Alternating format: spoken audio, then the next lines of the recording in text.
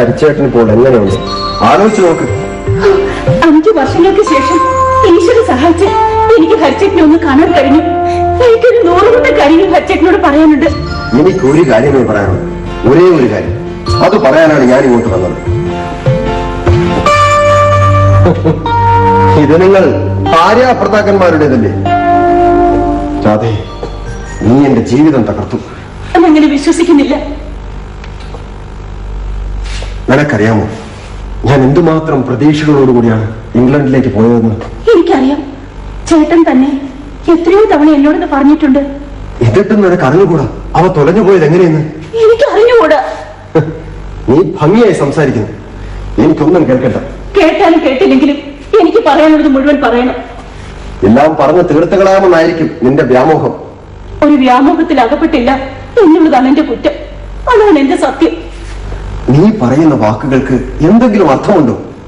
ആ വാക്കുകൾക്ക് താങ്ങാൻ കഴിയാത്ത അർത്ഥമുണ്ട്. അത് ചേട്ടൻ തീർച്ചയായിട്ടും മനസ്സിലാക്കണം. മനസ്സിലാക്കണം അല്ലേ? അതെ ചേട്ടാ, ചേട്ടൻ എന്നെ വിശ്വസിക്കണം. ഞാൻ അറിഞ്ഞുകൊണ്ട് ഒരു തെറ്റും ചെയ്തിട്ടില്ല. കുട്ടിക്കാലത്തുണ്ടായിരുന്ന അതേ സ്നേഹം തന്നെ ഇപ്പോഴുമുണ്ട്.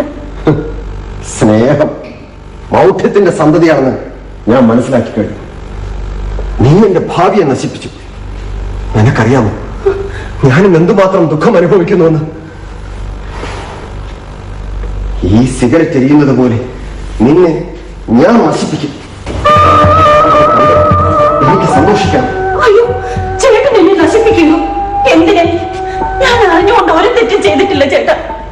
പക്ഷേ എന്റെ വിവാഹം, അതെ, നിന്റെ വിവാഹം എരുതിയിൽ നിന്നുകൊണ്ടാണ് ഞാൻ അതിന് വഴിപ്പെട്ടത്. നീ ഭയങ്കര ഭാഗ്യവതിയാണ്. അതെ, ഞാൻ മനസ്സുകൊണ്ട് ഭർത്താവായി സ്വീകരിച്ച ഒരാളുടെ ഭാവി സുഖത്തിന് വേണ്ടി. ചേട്ടൻ ഇപ്പൊ മനസ്സിലായി കാണും ഞാൻ ആരെയാണ് ഉദ്ദേശിക്കുന്നതെന്ന്. നിന്റെ ഭർത്താവിന്റെ അല്ലേ? അതെ ചേട്ടാ, ഞാൻ എല്ലാം തെളിച്ചു പറയാം. ഞാനും ചേട്ടനും തമ്മിലുള്ള വ്യത്യാസം ഓരോ മണിക്കൂറുകൾ കഴിയും തോറും എനിക്ക് മനസ്സിലായി തുടങ്ങിയിരുന്നു. നാം തമ്മിലുള്ള വ്യത്യാസം എനിക്കും ഏറെക്കുറെ ബോധ്യമായി കഴിഞ്ഞു. ഒന്നിച്ചു വളർന്ന നാം തമ്മിൽ മറയ്ക്കാൻ വയ്യാത്ത ചില വ്യത്യാസങ്ങൾ ഞാൻ കണ്ടു തുടങ്ങിയിരുന്നു. ഞാനൊരു മൂഢനാണെന്ന് നീ ബുദ്ധിശാലിയാണ് അല്ലേ? അല്ലേ ചേട്ടാ, പണം കൊണ്ടും പദവി കൊണ്ടും ചേട്ടൻ വലിയത്. ഞാനൊരു സാധാരണക്കാരി പെണ്ണ്. ചേട്ടൻ എന്നെ വിവാഹം കഴിക്കുമെന്ന് ഞാൻ എങ്ങനെ വിശ്വസിക്കും?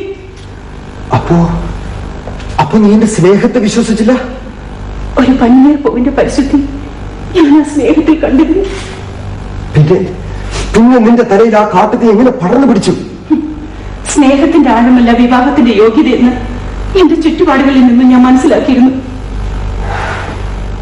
നാം തമ്മിൽ ഇനി സംസാരിക്കണ്ട. നിനക്ക് നിന്റെ സുഖം, എനിക്ക് എന്റെ സുഖം. ഞാൻ പോകുന്നു. അയ്യോ, ചേട്ടൻ പോവുകയാണോ? അല്പം കൂടി നിന്നിട്ട് പോകണം. ഇപ്പോഴറിയാം എന്റെ സുഖം ഇതിനകത്ത് വന്ന് കയറുന്നത്. അല്ലെങ്കിൽ വേണ്ട, ആ മരുന്ന് കുപ്പിയിൽ നോക്കണം. രാധേ, നീ എന്താണ് ഉദ്ദേശിക്കുന്നത്? എനിക്കൊന്നും മനസ്സിലാകുന്നില്ല.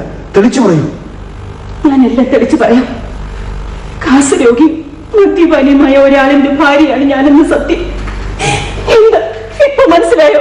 രാധേ, ചേട്ടാ, എനിക്ക് കഴിയുമോ ചേട്ടനെ എന്റെ പഴയ ഹരിച്ചേട്ടനായി കാണാൻ? ചേട്ടാ,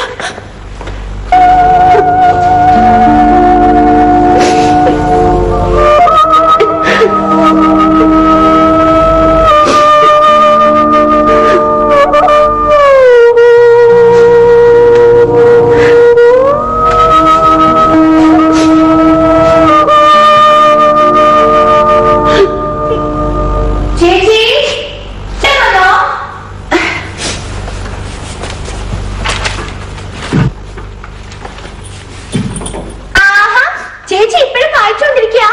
നേരെ ഒരുപാട് ഇരുത്തിയില്ലേ? ഞാൻ എപ്പോഴേ മതിയാക്കി. നിന്റെ ചേട്ടനെ ഇതുവരെ കണ്ടില്ല. കിടന്നാൽ ഉറങ്ങിപ്പോകുന്നു കരുതി വായനയിൽ മുഴുകി. ചേച്ചി കരയാ? വായിച്ചാ കരച്ചിൽ വരുമോ? വളരെ ദുഃഖം തോന്നിക്കുന്ന ചില ഭാഗങ്ങൾ വായിക്കുമ്പോ അറിയാതെ കരഞ്ഞു പോകും. എവിടെ? ആ, ഈ ബുക്ക് കരച്ചിൽ വരുന്നത് തന്നെ. ചേച്ചി എത്ര നാളായി ഈ കരച്ചിലും കണ്ണീരൊഴുക്കും തുടങ്ങിയിട്ട്? ചേച്ചിയുടെ കള്ളവിധികൾ കൊണ്ട് മടുത്തു. നിന്നെ കൊണ്ട് ഞാനും മടുത്തു. നീ ഒരു കാര്യം ചെയ്യും, പോയി കിടന്ന് ഉറങ്ങിക്കും. ശരി. സോജാ രാജകുമാരി, സോജാ രാജകുമാരി, സോജാ സോജാ രാജകുമാരി, സോജാ സോജാ രാജകുമാരി.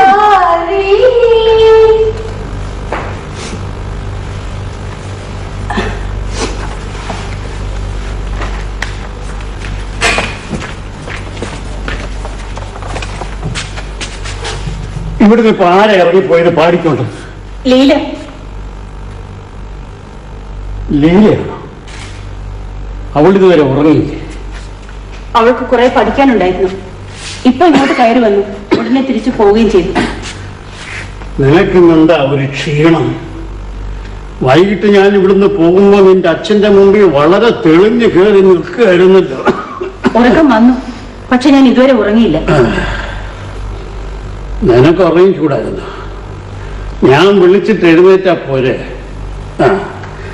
നാളെ മുതൽ അത് മതി. നീ തനിച്ച് രാത്രി വളരെ നേരം ഇരിക്കണ്ട. അങ്ങ് നേരത്തെ വന്നാലും മതിയല്ലോ. എനിക്ക് മനസ്സാകുമ്പോ വരും. ഞാൻ നിങ്ങളുടെ ആരുടെയും ചെലവിലല്ലല്ലോ. ഓ, അങ്ങ് മഹാപ്രഭു, ഞങ്ങളുടെ ചെലവിലോ ജീവിക്കുന്നത്?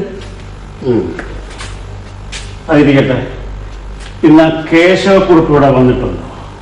ഇല്ല. അയാള് വന്നിരിക്കും. ഞാൻ ഊണ് കഴിക്കുന്നത് വരെ അയാൾ വന്നിട്ടില്ല. ഈ കേശവക്കുറിപ്പിനെ പറ്റി നിന്റെ അഭിപ്രായം എന്താ? ഇപ്പൊ ഇങ്ങനെ ഒരു ചോദ്യത്തിന്റെ ആവശ്യം? അല്ല, ഇയാള് നിന്റെ അനിയത്തിയുടെ ഭർത്താവ്.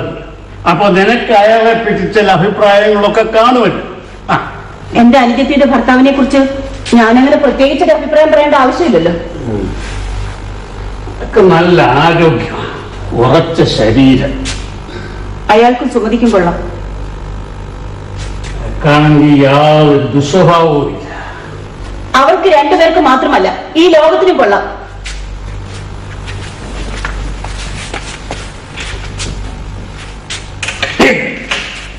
ഇതെങ്ങനെ ഇവിടെ വന്നു?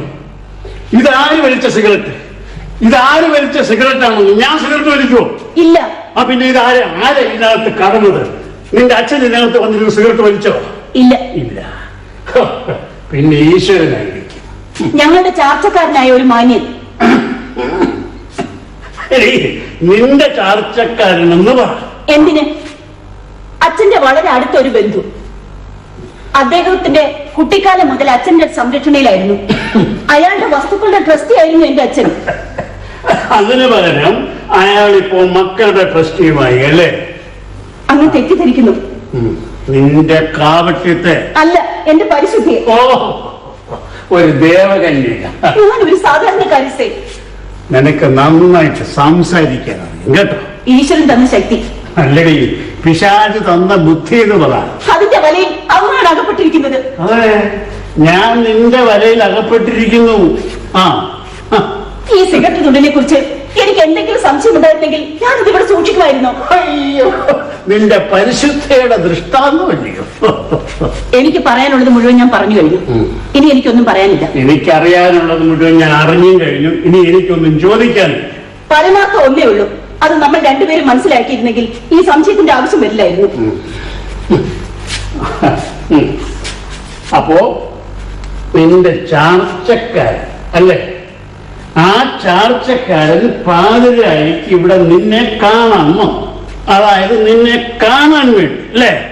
അങ്ങ് എന്ത് തന്നെ നിറം കൂട്ടി പറഞ്ഞാലും എനിക്ക് കേൾക്കാതിരിക്കാൻ നിവൃത്തിയില്ലല്ലോ. ഞങ്ങളുടെ ബന്ധുക്കളെ കണ്ട് സംസാരിക്കുന്നത് ഞങ്ങളുടെ ഒരു നിത്യ സംഭവമാണ്. ഇത് ഞാൻ വിശ്വസിക്കണം ഇല്ലേ?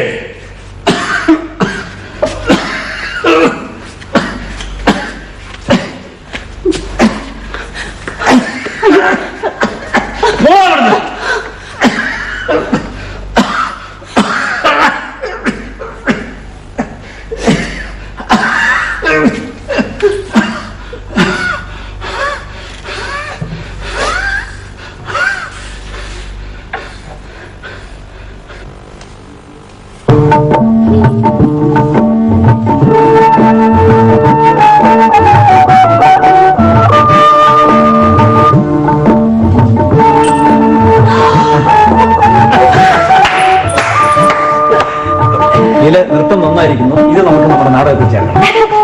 ക്രിസ്റ്റീനയുടെ റോൾ ഗാർഗോ ഇത്ര മനോഹരമായി അവതരിപ്പിച്ചിരിക്കുന്നു. എനിക്ക് ഗാർഗോയിനെ കെട്ടിപ്പിടിച്ച് അഭിനന്ദിക്കാൻ തോന്നി. അതെ അതെ അതെ സമ്മതിക്കുക തന്നെ വേണം. ഉള്ളിൽ തിങ്ങി നിറയുന്ന ഭാവങ്ങൾ അഭിനയിച്ച് പ്രതിഫലിപ്പിക്കാൻ ഗാർഗോയെ ആര് ജയിക്കും? കാണാൻ കഴിഞ്ഞിട്ട് മനസ്സിൽ പോകുന്നില്ലെന്ന്. എനിക്കും അതുപോലൊരു കഥാപാത്രം ചെയ്യണമെന്ന് തോന്നി. പറ്റുമെന്ന് തോന്നുന്നില്ല. അതിന് പറ്റിയ നാടകങ്ങൾ മലയാളത്തിൽ എഴുതിയിരിക്കുന്നു. ആരെങ്കിലും ഒന്ന് എഴുതിയിരുന്നെങ്കിൽ. ഇത് പറഞ്ഞപ്പോഴാണ് എനിക്കൊരു കാര്യം ഓർമ്മ വന്നത്. ഞാനൊരു നാടകം എഴുതിക്കൊണ്ടിരിക്കുക, തീരാറായി.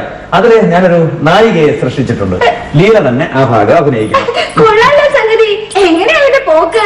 നല്ല ഉത്സാഹവും ചുറുചുറുക്കുമുള്ള നായിക, ഒന്നാം തരം സംഗീതക്കാരി, പിന്നെ നല്ല അഭിനയ സാമർഥ്യം, പോരാത്തതിനെ ഈ ആൾക്കാരെ പരിഹസിക്കാൻ ബഹുസമർത്ഥ. ബാക്കി ഞാൻ ഊഹിച്ചു കഴിഞ്ഞു. എന്ത്?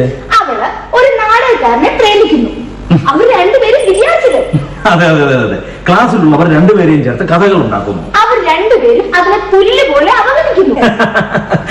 പരീക്ഷയിൽ രണ്ടുപേരും തോൽക്കുന്നു. അവസാനം രണ്ടുപേരും തെണ്ടുന്നു. ഇത് സമാർത്ഥക. എങ്ങനെയുണ്ട്? നല്ല കഥയല്ലേ? അഭിനയിക്കാൻ നല്ല സ്കോപ്പില്ലേ? പിന്നെ പറയാനുണ്ടോ? പക്ഷേ ഈ നാടകത്തിന് ആവശ്യം അഭിനയമല്ല, പിന്നെ നല്ല തൊലിക്കെട്ടിയാ. അല്ല അതെ, അത് ലീലയ്ക്ക് വേണ്ടോളം ഉണ്ടല്ലോ. അത് താങ്കൾക്ക് എങ്ങനെ അറിയാം? ആവശ്യമില്ലാതെ മനുഷ്യനെ കുറിച്ച് അപവാദം പറഞ്ഞാലുള്ള ശിക്ഷ എന്താണെന്നറിയാമോ? അതെ, ഒരു 100 തെളിവുകൾ തരാം. പോരെങ്കിലേ ഇങ്ങോട്ട് നോക്ക്. ഏത് ശിക്ഷ അനുഭവിച്ചോളാമേ. അങ്ങനെ വഴിക്കുവാ. കുറച്ചു നേരമായി. പരീക്ഷ ഇനി വന്ന തലേക്ക് ഇദ്ദേഹത്തിന് എന്റെ നോട്ട്സ് ഒക്കെ വേണമെന്ന് പറഞ്ഞ് വന്നിരിക്കുക. ഞാൻ കൊടുത്തില്ല.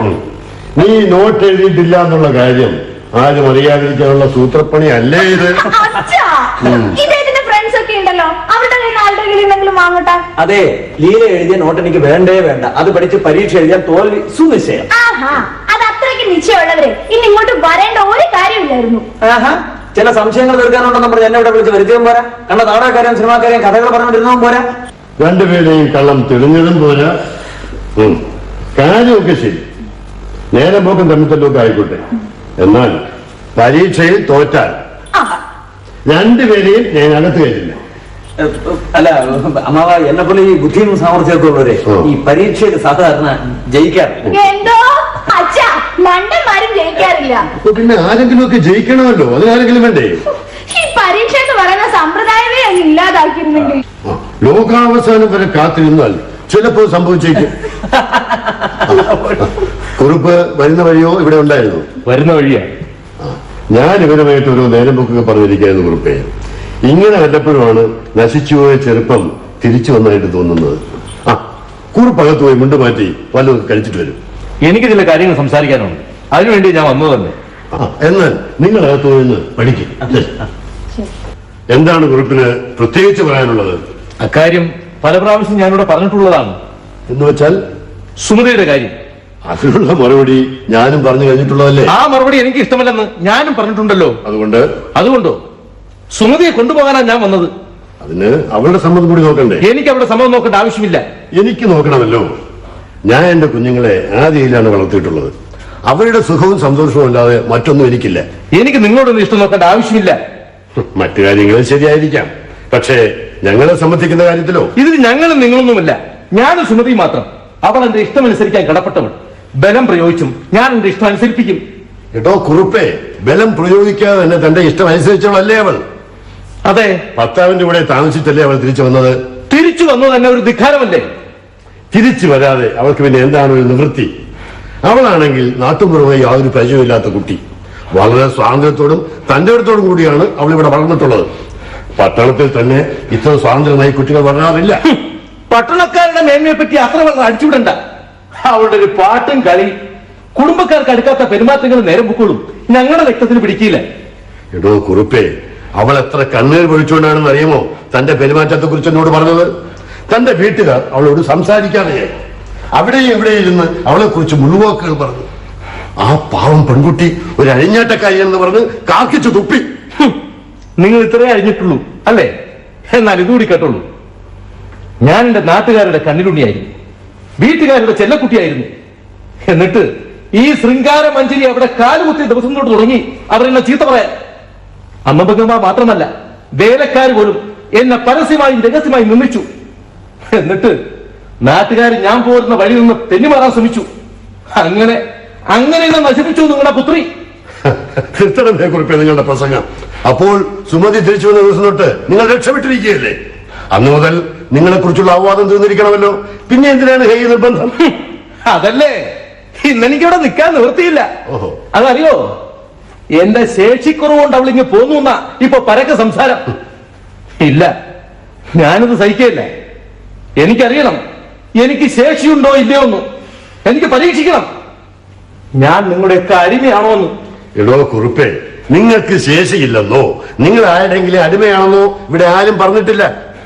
സുമതിയുടെ വൈഷമ്യത്തെ കുറിച്ച് മാത്രമാണ് ഞാൻ പറഞ്ഞത്. ആ വൈഷമ്യം അറിയേണ്ടത് ഞാനല്ലേ?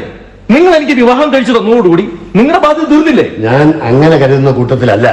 ഞാൻ പറഞ്ഞില്ലേ, നിങ്ങൾ കരുതുന്നതിന് എനിക്ക് നോക്കേണ്ട ആവശ്യമില്ലെന്ന്. എനിക്കങ്ങനെ ജീവിക്കാൻ പറ്റില്ല. എടോ കുറുപ്പേ, താൻ എന്റെ മകളെ ഒന്ന് പാടാൻ അനുവദിച്ചിട്ടുണ്ടോ? അതിന് എന്റെ വീടൊരു നാടകശാലയല്ല. അവൾക്ക് ഇഷ്ടമുള്ളൊരു മുണ്ടുടുക്കാൻ താൻ സമ്മതിച്ചിട്ടുണ്ടോ? എന്റെ അമ്മയും പെങ്ങന്മാരും ഉടുക്കുന്ന മുണ്ടുടുത്താൽ മതി അവൾ. എടോ, സന്തോഷത്തോടെ താൻ ഒരു വാക്ക് അവളോട് മിണ്ടിയിട്ടുണ്ടോ? എനിക്കെന്റെ വീട്ടിലെ ശൃംഗരിക്കലല്ല ജോലി. ഞാൻ ഉറപ്പിച്ചു കഴിഞ്ഞു, അവളെ തന്നോട് അയക്കുകയില്ല. എങ്കിൽ ഞാനെന്നാ പറയുന്നു, അവളെ കൊണ്ടുപോകാതെ ഒക്കെയില്ല. എന്ത് ക്രൂരതയാണ് ഹേ കുറിപ്പേ താൻ പറയുന്നത്? നിങ്ങൾക്കാണ് ക്രൂരത. എന്റെ ധനം മാത്രം നോക്കി അവളെ എന്നോടൊപ്പം വിവാഹം കഴിച്ച ഇരുത്തിട്ട്. എടാ വെട്ടി നിർത്തണം അവസ്ഥകൾ. ധനം കണ്ടിട്ട് പോലും ധനം കണ്ടിട്ട്. എടാ, 10-25 ലക്ഷം രൂപ വില വരുന്ന സ്വത്തുക്കൾ 12 വർഷക്കാലം പെരുമാറിയോടാ ഞാൻ. അന്ന് ഞാൻ ധനത്തെ കുറിച്ച് വിചാരിച്ചിരുന്നെങ്കിൽ ഞാൻ കുബേരനാണ്, കുബേരൻ. അന്ന് ഒരു വാക്കിന്റെ ഹരിയോട് പറഞ്ഞിരുന്നെങ്കിൽ അവന്റെ മകളെ പോകാൻ കഴിച്ചേനെ. പിന്നെയാണ് നിന്റെ പുഴുത്ത 1.5 ചക്രം. നിങ്ങൾ ഇതിനേക്കാൾ വലിയ പ്രശ്നം നടത്തുമെന്ന് എനിക്കറിയാം. പട്ടണക്കാരുടെ നാടൻ തുപ്പിൽ സരസ്വതി എപ്പോഴും വിളയാട്ടമാണ്. പക്ഷേ ഇതുകൊണ്ടൊന്നും കാര്യം നടപ്പില്ല. ഏതായാലും സുമതിയെ കൂടെ കൊണ്ടുപോകാനുള്ള ആശയം ദൂരെ കളഞ്ഞേക്കൂ. ഞാൻ അവിടെ അയച്ചില്ല. അയക്കണ്ട. നിങ്ങൾ അയക്കുകയുമില്ല. നിങ്ങൾ മകളോട് വലിയ സ്വാതന്ത്ര്യം കാണിക്കുന്നവനാണ്. നിങ്ങൾ മകൾക്ക് വലിയ സ്വാതന്ത്ര്യം കൊടുക്കുന്നവനാണ്. എന്താടാ നീ പുലമ്പുന്നത്? അല്ല, നിങ്ങൾ അത്ര വലിയ വയസ്സനല്ല. ഭാര്യയും മരിച്ചുപോയി, മകൻ നല്ല ചെറുപ്പം. പിന്നെ എങ്ങനെ നിങ്ങൾ മകളെ മരുമോനോടൊപ്പം പറഞ്ഞയക്കും?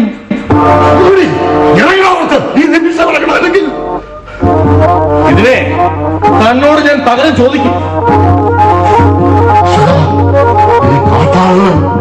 അതിന്റെ മകളെ കൊടുത്തു പോയല്ലോ.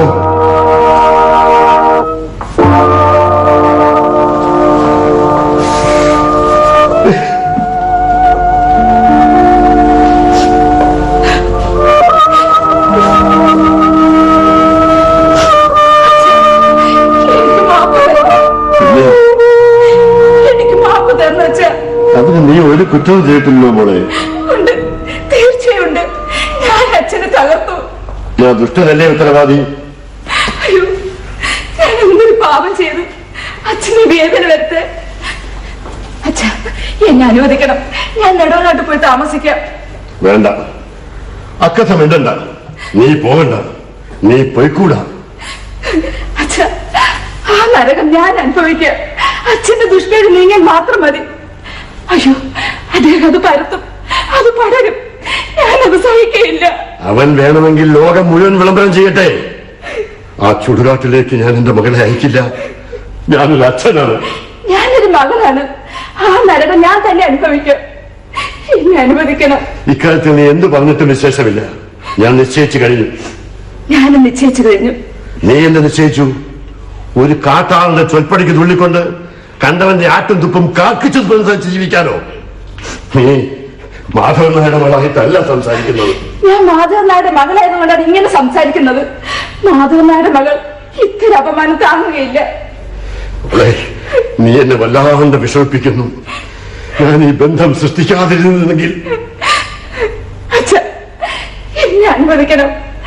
ആ നരകം ഞാൻ അനുഭവിക്കാം. അച്ഛൻ ഒരിക്കലും ദുഃഖിച്ചുകൂടാ, ദുഃഖിക്കാൻ പാടില്ല. അതാണ് എന്റെ നിശ്ചയം. ഭയങ്കരമായൊരു തെറ്റാണ് മോളെ ഞാൻ നിന്നോട് ചെയ്തത്. ഞാനാണ് തെറ്റ് ചെയ്തത്. ഞാൻ ഒരിക്കലും അവിടെ നിന്ന് പോരാൻ പാടില്ലായിരുന്നു. അവിടെ താമസിക്കുകയായിരുന്നു എന്റെ കർത്തവ്യം. അല്ല, നീ ചെയ്തു തന്നെയാണ് ശരി. അത് തന്നെയായിരുന്നു നിന്റെ കർത്തവ്യം. നീ അതിനെ കുറിച്ച് വിഷമിക്കണ്ട. നീ അകത്ത് പോ, ഞാൻ അല്പം വിശ്രമിക്കട്ടെ. അച്ഛാ, ഒരു മകളെന്ന നിലയിൽ അച്ഛനെ അനുസരിക്കും പോലെ തന്നെ ഒരു ഭാര്യ എന്ന നിലയിൽ ഞാൻ ഭർത്താവിനെ അനുസരിക്കണ്ടേ? ഭർത്താവ്? അവൻ ഭർത്താവ്?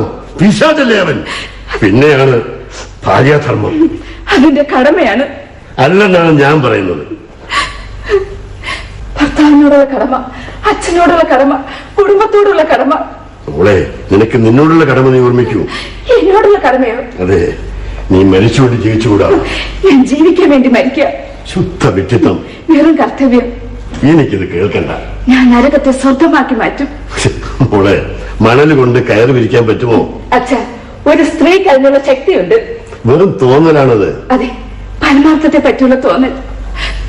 അച്ഛൻ നിന്നോട് ദയവ് കാണിക്കണം. അയ്യോ, അദ്ദേഹം എന്താണ് പറഞ്ഞത്? ഭ്രാന്ത് അല്ലാതെന്ത്? ഞാൻ പോകും, ജീവിക്കും, സഹിക്കും. വേണ്ടെന്നാണ് ഞാൻ പറയുന്നത്. എനിക്ക് പോകണം അച്ഛാ. എങ്കിൽ നീ എന്നെ മറക്കണം. അയ്യോ, എന്തിന്? എനിക്ക് പോകാൻ. അച്ഛനെ മറന്നാൽ എനിക്ക് പിന്നെ പോകേണ്ടി വരില്ല. നിനക്ക് പോകണമെങ്കിൽ അച്ഛനെ മറക്കാതെയും പറ്റില്ല. അയ്യോ, അച്ഛനെ പറ്റിയുള്ള അപവാദം. അത് നിസ്സാരം. മോളെ, അച്ഛൻ നീയാണ് ഏറ്റവും വലുത്.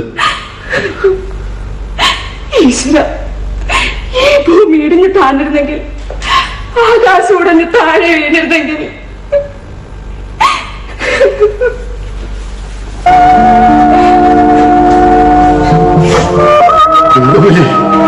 എന്നെ ഇനിയും പരീക്ഷിക്കണോ?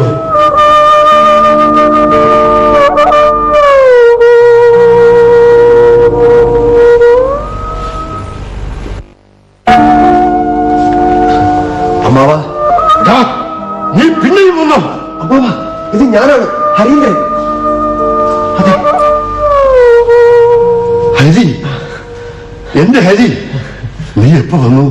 ഇന്നലെ വന്നു അമ്മാവ. യാത്രയൊക്കെ സുഖമായിരുന്നു? അതെ. നീ വല്ലാണ്ട് ചടച്ചുപോയി. എന്തൊരു മാറ്റം. യാത്രാക്ഷീണം കൊണ്ടാവാം. നീ വരുന്ന വിവരത്തിന് ഒരു കത്തെഴുതാമായിരുന്നില്ലേ? പെട്ടെന്ന് നിശ്ചയിച്ചതാണ്, തിരിച്ചെത്തണമെന്ന് തോന്നി. അതേതായാലും നന്നായി. അമ്മാവനും വളരെ ക്ഷീണിച്ചിരിക്കുന്നല്ലോ. അസുഖം വല്ലതും? ഏയ്, പ്രത്യേകിച്ചൊന്നുമില്ല. പ്രായമായി വരികയില്ലേ, അതിന്റെ ക്ഷീണം കാണും. ഇരിക്കെ, നമുക്ക് ഇരുന്നുകൊണ്ട് വർത്താനം പറയാം. ഇരിക്കണം.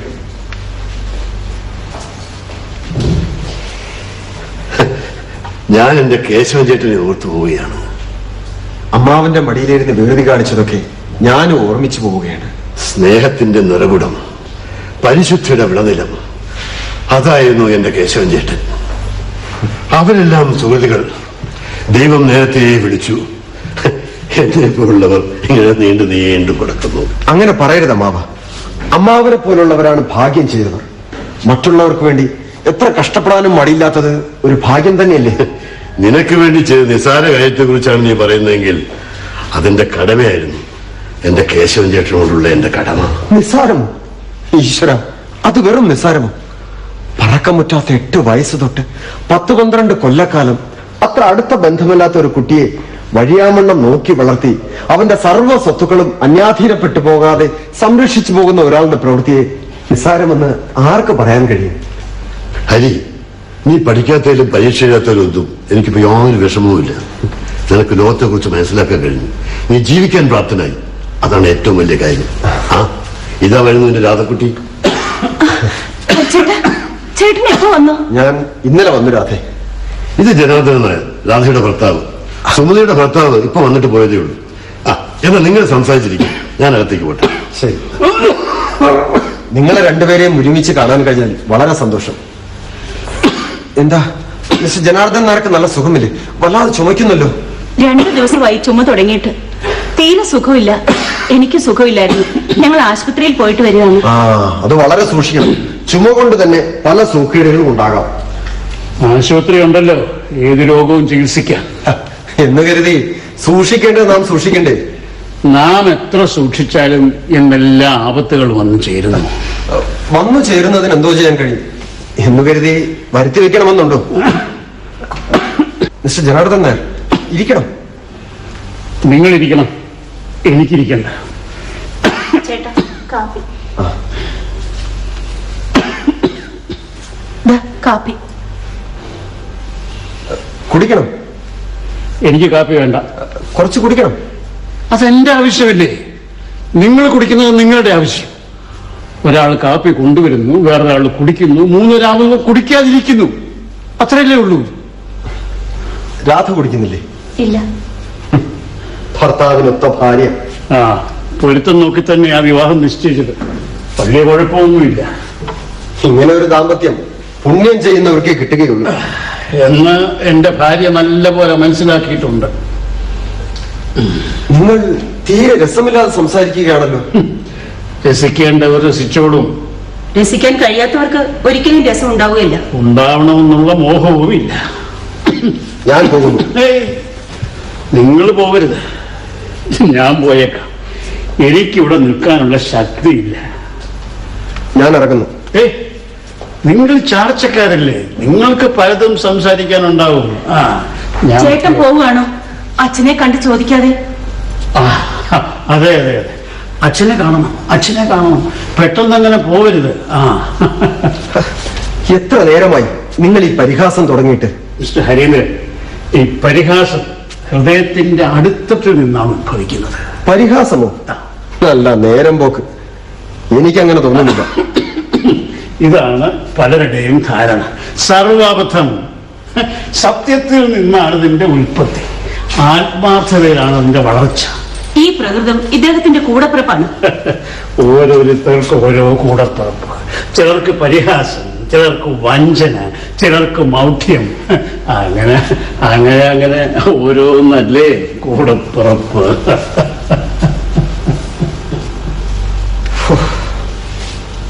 ഇതെന്തൊരു ദാമ്പത്യം. ഞാൻ അനുഭവിക്കുന്ന സുഖം ചേട്ടൻ ഇപ്പോ മനസ്സിലായി കാണും. അമ്മാവന്റെ ജീവിതത്തിൽ ഈ ഒരു തെറ്റ് മാത്രമേ പറ്റിയിട്ടുള്ളൂ. ഇത് അച്ഛന്റെ തെറ്റല്ല ചേട്ടാ, തെറ്റ് എന്റേതാണ്. ഞാൻ അന്നേ അച്ഛനോട് തുറന്നു പറയേണ്ടതായിരുന്നു ഞാൻ ചേട്ടനെ സ്നേഹിക്കുന്നുണ്ട് എന്ന്. അല്ലടാതെ, തെറ്റെന്റെ ഭാഗത്താണ്. ഞാൻ ഇംഗ്ലണ്ടിലേക്ക് പോകുന്നതിന് മുമ്പ് എന്റെ ആഗ്രഹം അമ്മാവനെ അറിയിക്കണമായിരുന്നു. അല്ലെങ്കിലും ഇനി ആരും ആരെ കുറ്റപ്പെടുത്താനാണ്? രാധേ, നിന്റെ ഉള്ളൊരുക്കം എനിക്ക് മനസ്സിലാക്കാൻ കഴിയുന്നു. ആ, ഞാൻ ഇന്നലെ കാണിച്ച സാഹസം നീ പൊറുക്കണം. അത് ചേട്ടന്റെ സ്നേഹത്തിന് ഒരു തെളിവ് മാത്രമായിരുന്നു. ഞാൻ ഇന്നിവിടെ കയറി വന്നപ്പോൾ അമ്മാവൻ ആകെ തളർന്ന് ഈ കസേരയിൽ ഇരിക്കുന്നു. എന്നെ കണ്ട മാത്രയിൽ എടാ നീ പിന്നെയും വന്നു എന്ന് അലറി വിളിക്കുന്നുണ്ടായിരുന്നു. ഞാനാകെ അമ്പരത്ത് പോയി.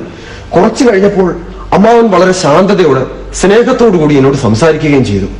ചേട്ടാ, അച്ഛൻ ഒരു കാര്യത്തിൽ വളരെയേറെ വിഷമിക്കുന്നുണ്ട്. അത് ഓർക്കുമ്പോ എന്റെ മനസ്സ് നേരെ പോകുന്നു. എന്താണത്? എന്തായാലും അത് പരിഹരിക്കേണ്ടത് എന്റെ കടമയാണ്. ചേട്ടൻ ഇതിലൊന്നും ചെയ്യാൻ കഴിയില്ല. എനിക്കൊന്നും ചെയ്യാൻ കഴിയുകയില്ലെന്നു. അതെ ചേട്ടാ, സുമതിയെ ഓർത്താണ് അച്ഛൻ വിഷമിക്കുന്നത്. അവൾ ഭർത്താവിന്റെ വീട്ടിൽ താമസിച്ച് സഹി കെട്ടിഞ്ഞു പോന്നു. അവൾ തിരികെ ചെല്ലണമെന്ന് ഭർത്താവിന് നിർബന്ധം. അവൾക്ക് ഇഷ്ടമല്ലെങ്കിൽ പോകണ്ടെന്ന് അച്ഛന്. അയാളാണെങ്കിൽ ഒരു മൃഗം. അതും അങ്ങനെ ആയിത്തീർന്നു. എനിക്കെന്ത് ചെയ്യാൻ കഴിയും? അയാൾക്ക് മാനസാന്തരം വരുത്താൻ ശ്രമിക്കാമെന്നേ ഉള്ളൂ. അച്ഛൻ ശ്രമിക്കാവുന്നിടത്തോളം ശ്രമിച്ച് പരാജയപ്പെട്ടിരിക്കുകയാണ്. എങ്കിൽ പിന്നെ ഞാൻ വിചാരിച്ചിട്ട് എന്ത് ചെയ്യാനാണ്? ചേട്ടൻ വിചാരിച്ചാൽ ചിലപ്പോ സാധിച്ചേക്കും. ആ, ശ്രമിച്ചു നോക്കാം. രാധേ, എനിക്ക് ഈ രീതിയിൽ ജീവിക്കാൻ കഴിയുകയില്ല. നോക്ക്, നമ്മുടെ സ്നേഹം അഴുക്ക് പറ്റിയതല്ല. അതിന് സാഫല്യം ഉണ്ടാവുക തന്നെ വേണം. അതുകൊണ്ട് ചേട്ടൻ എന്താണ് ഉപദേശിക്കുന്നത്? നമുക്കൊന്നിച്ച് ജീവിക്കണം. വിവാഹബന്ധം അയ്യോ, അതൊരു നേരം പോക്കല്ല. രോഗിയായ അദ്ദേഹം പ്രകൃതിയ ഒരു സംശയക്കാരനാണ്. ഇന്നലെ ആ സിഗരറ്റ് കൊണ്ട് കണ്ടതോടുകൂടി അദ്ദേഹത്തിന് സംശയം ഇരട്ടിച്ചിരിക്കുകയാണ്. അങ്ങനെ ഒരു അബദ്ധം പറ്റി. ഞാനത് ഓർമ്മിച്ചതേയില്ല. രാധേ, ഈ പരിതസ്ഥിതിയിൽ നീ അയാളോടുകൂടി താമസിക്കുന്നത് എങ്ങനെയാണ്? ഞാൻ താങ്കളാം. കുടുംബാഭിമാനെ കാത്ത് അച്ഛനെ വേദനിപ്പിക്കാതെ ഞാൻ ഇവിടെ തന്നെ താമസിച്ചോളാം. ചേട്ടൻ ഞങ്ങളുടെ ഉത്തമ ബന്ധു എന്ന നിലയിൽ കൂടെ കൂടെ ഇവിടെ വരുമ്പോ കണ്ടുകൊള്ളാം. അത് മതി, അത് മാത്രം മതി ചേട്ടാ. രാധേ, എനിക്കത് സാധ്യമല്ല. എന്റെ മുന്നിൽ 2 വഴികളേ ഉള്ളൂ. ഒന്നുകിൽ രാധയോട് കൂടിയുള്ള ജീവിതം, അല്ലെങ്കിൽ എന്റെ മരണം. അതാണ് എന്റെ ഭാവി. ചേട്ടൻ ആലോചിക്കാതെ പറയുകയാണ്. എന്റെ വേർപാടിൽ അച്ഛൻ ഏറെ ദുഃഖിക്കും. ആ വേദനയിൽ അദ്ദേഹം അവസാനം വരെ നേറി മരിക്കും. മക്കളുടെ സ്നേഹത്തെ മറ്റെന്തിലും ഉപരിയായി കാണുന്ന ഒരു പിതാവാണ് അദ്ദേഹം.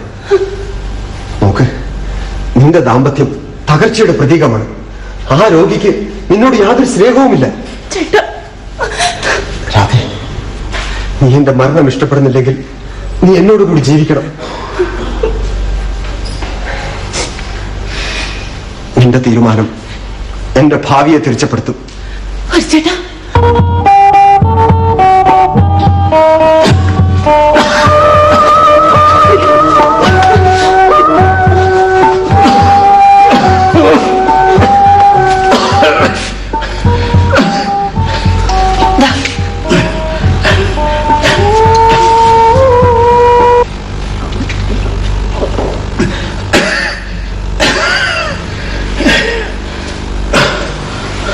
അങ്ങേക്കിപ്പോൾ നല്ല സുഖം തോന്നുന്നുണ്ടോ?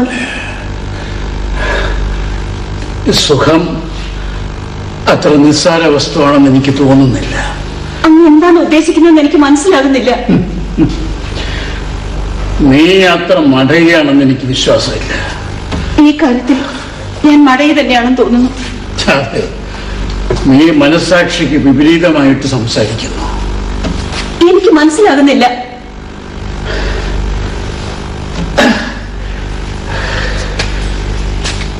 നിനക്ക് തോന്നുന്നുണ്ടോ എനിക്ക് സുഖമാകുമെന്ന്? തീർച്ചയായും തോന്നുന്നു. അങ്ങേക്ക് ഒരു അസുഖവുമില്ല. ഉടനെ തന്നെ പൂർണ്ണ സുഖം ഉണ്ടാകും. എന്റെ മരണത്തോടുകൂടി അതാണ് നീ ഉദ്ദേശിക്കുന്നത്? അതാണ് പരമാർത്ഥം. അങ്ങ് എന്ത് ക്രൂരനാണ് ഇങ്ങനെയൊക്കെ പറയാൻ. ഇതിൽ കൂടുതൽ വെറുതെ എന്നോട് കാണിക്കാനില്ല. ഞാൻ സത്യം പറയുമ്പോ നീ ക്രൂരതയെന്ന് സംശയിക്കുന്നു അല്ലേ? ഒരു കാര്യം അറിയാൻ ഞാൻ ആശിക്കുന്നു, ആത്മാർത്ഥമായി ആശിക്കുന്നു. നീ സത്യം പറയുമോ? അങ്ങേക്കതിൽ വല്ല സംശയം തോന്നുന്നുണ്ടോ? നീ എന്നെ സ്നേഹിക്കുന്നുണ്ടോ? അങ്ങ് തീരെ സംശയിക്കേണ്ട ആവശ്യമില്ല. സംശയമില്ലാത്തവന് ചോദിച്ചിട്ടെന്ത് കാര്യം? 3 വർഷം എന്നോട് കൂടെ താമസിച്ചിട്ടും അങ്ങ് ഇപ്പോഴും എന്നെ സംശയിക്കുന്നു ഞാൻ അങ്ങയെ സ്നേഹിക്കുന്നുണ്ടോ എന്ന്. കഷ്ടം.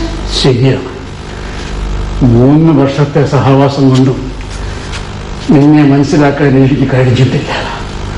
അതൊരു അപരാധമാണ്. അതെ, അതൊരു അപരാധം തന്നെയാണ്. എന്നാൽ അങ്ങ് ഇനിയെങ്കിലും വിശ്വസിക്കണം, ഞാൻ അങ്ങയെ സ്നേഹിക്കുന്നുണ്ട്. ഒരു ഭാര്യ ഭർത്താവിനെ എങ്ങനെ സ്നേഹിക്കണമെന്ന് എനിക്കറിയാം.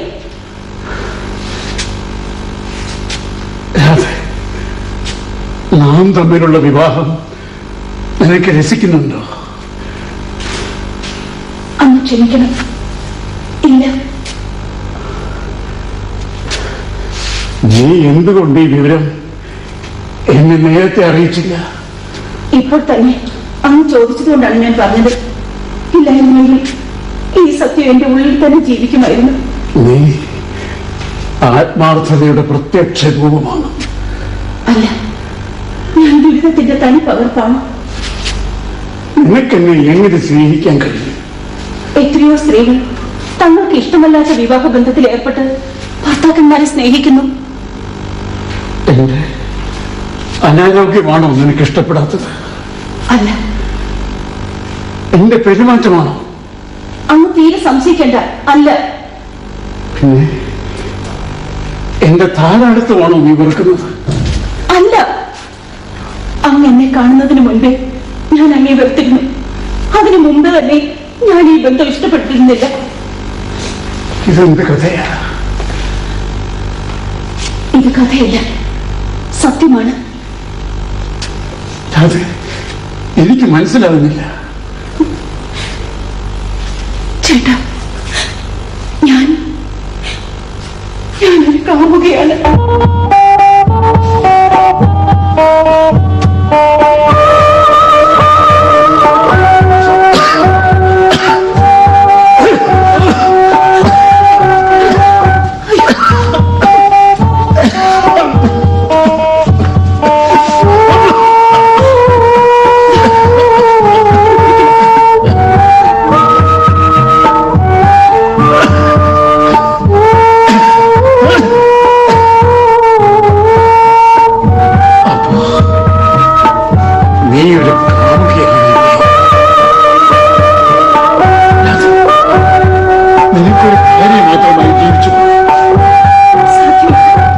എന്തുകൊണ്ട് സാധ്യമല്ല? എന്റെ രക്തത്തെ മുഴുവൻ ഒരു കാമുകൻ സ്വാധീനമാക്കിയതിനു ശേഷമാണ് എനിക്കൊരു ഭർത്താവ് ഉണ്ടായത്.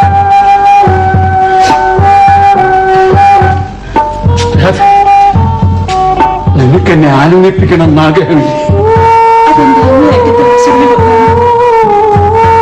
ഞാൻ സുഖം പ്രാപിക്കുന്നത് കാണാൻ നിനക്ക് യഥാർത്ഥ താല്പര്യമുണ്ടോ? മറ്റാരെക്കാളും താല്പര്യം എനിക്കുണ്ട്.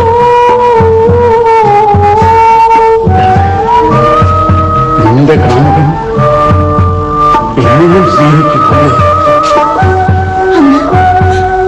അന്ന് എന്റെ കാമുകനെ സ്നേഹിക്കുമോ?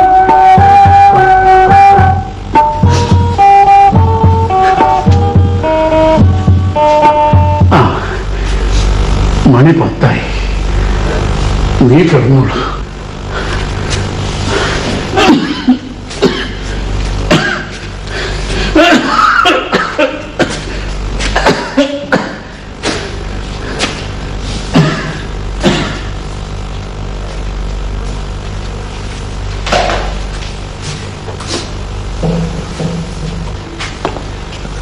രാധേ,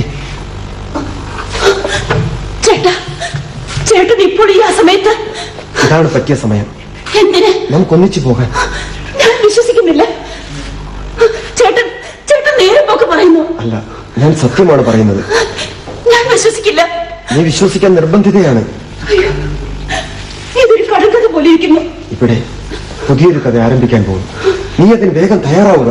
അതൊരു ഭയങ്കര കഥയായിരിക്കും. അല്ല, അതൊരു മനോഹരമായൊരു കഥയായിരിക്കും. ചേട്ടാ, ഞാൻ നടുങ്ങി പോകുന്നു. അത് വെറും ദുർബലതയാണ്. ചേട്ടാ, ചേട്ടൻ എന്റെ കൺമുമ്പിൽ നിന്ന് പോകണം. എനിക്ക് ചേട്ടനെ കാണാനുള്ള ശക്തിയില്ല. പോകണം, പോകണം. നിന്റെ മുന്നിൽ നിന്ന് ഞാൻ പോയാൽ പിന്നെ നീ എന്നെ കാണുകയില്ല. ഞാനും ഈ ലോകത്ത് നിന്ന് മറയും. രണ്ടുകൊണ്ടും ആർക്കും ഒരു ലാഭവും ഉണ്ടാകാനിടയില്ല. അതുകൊണ്ട് ആർക്കെല്ലാം ഭാരം കുറയും. അച്ഛൻ, ലീല, സുമതി എല്ലാവരും എന്നെ സ്നേഹിക്കുന്നവർ. അവർ എന്നും നിന്നെ സ്നേഹിക്കും. ഞാൻ എന്നും അദ്ദേഹത്തെ സ്നേഹിക്കും. ഇതൊന്നൊരു അർത്ഥമില്ലാത്ത പേപറച്ചിലാണ്. നോക്ക്, നീ അയാളെ ഉപേക്ഷിക്കുന്നതുകൊണ്ട് ഒരു കുറ്റവുമില്ല. മറിച്ച് നിന്റെ ഭാവി ആനന്ദകരമായി തീരുകയും ചെയ്യും. അതെ, നേരം വളരെ ഇരുട്ടുന്നു. നമുക്ക് ഉടനെ ഇറങ്ങാം. ഒട്ടും താമസിക്കരുത്. പോകാം, പോകാം, നമുക്ക് പോകാം. വരൂ, പോകാം. വരൂ. ലീല, അയ്യോ, ചേട്ടാ, എന്താ? സുമതി, സുമതിക്ക് എന്ത് പറ്റി? സുമതിക്ക് എന്താ? സുമതി ചേച്ചി വിഷം കഴിച്ചോ? അയ്യോ, സുമതി.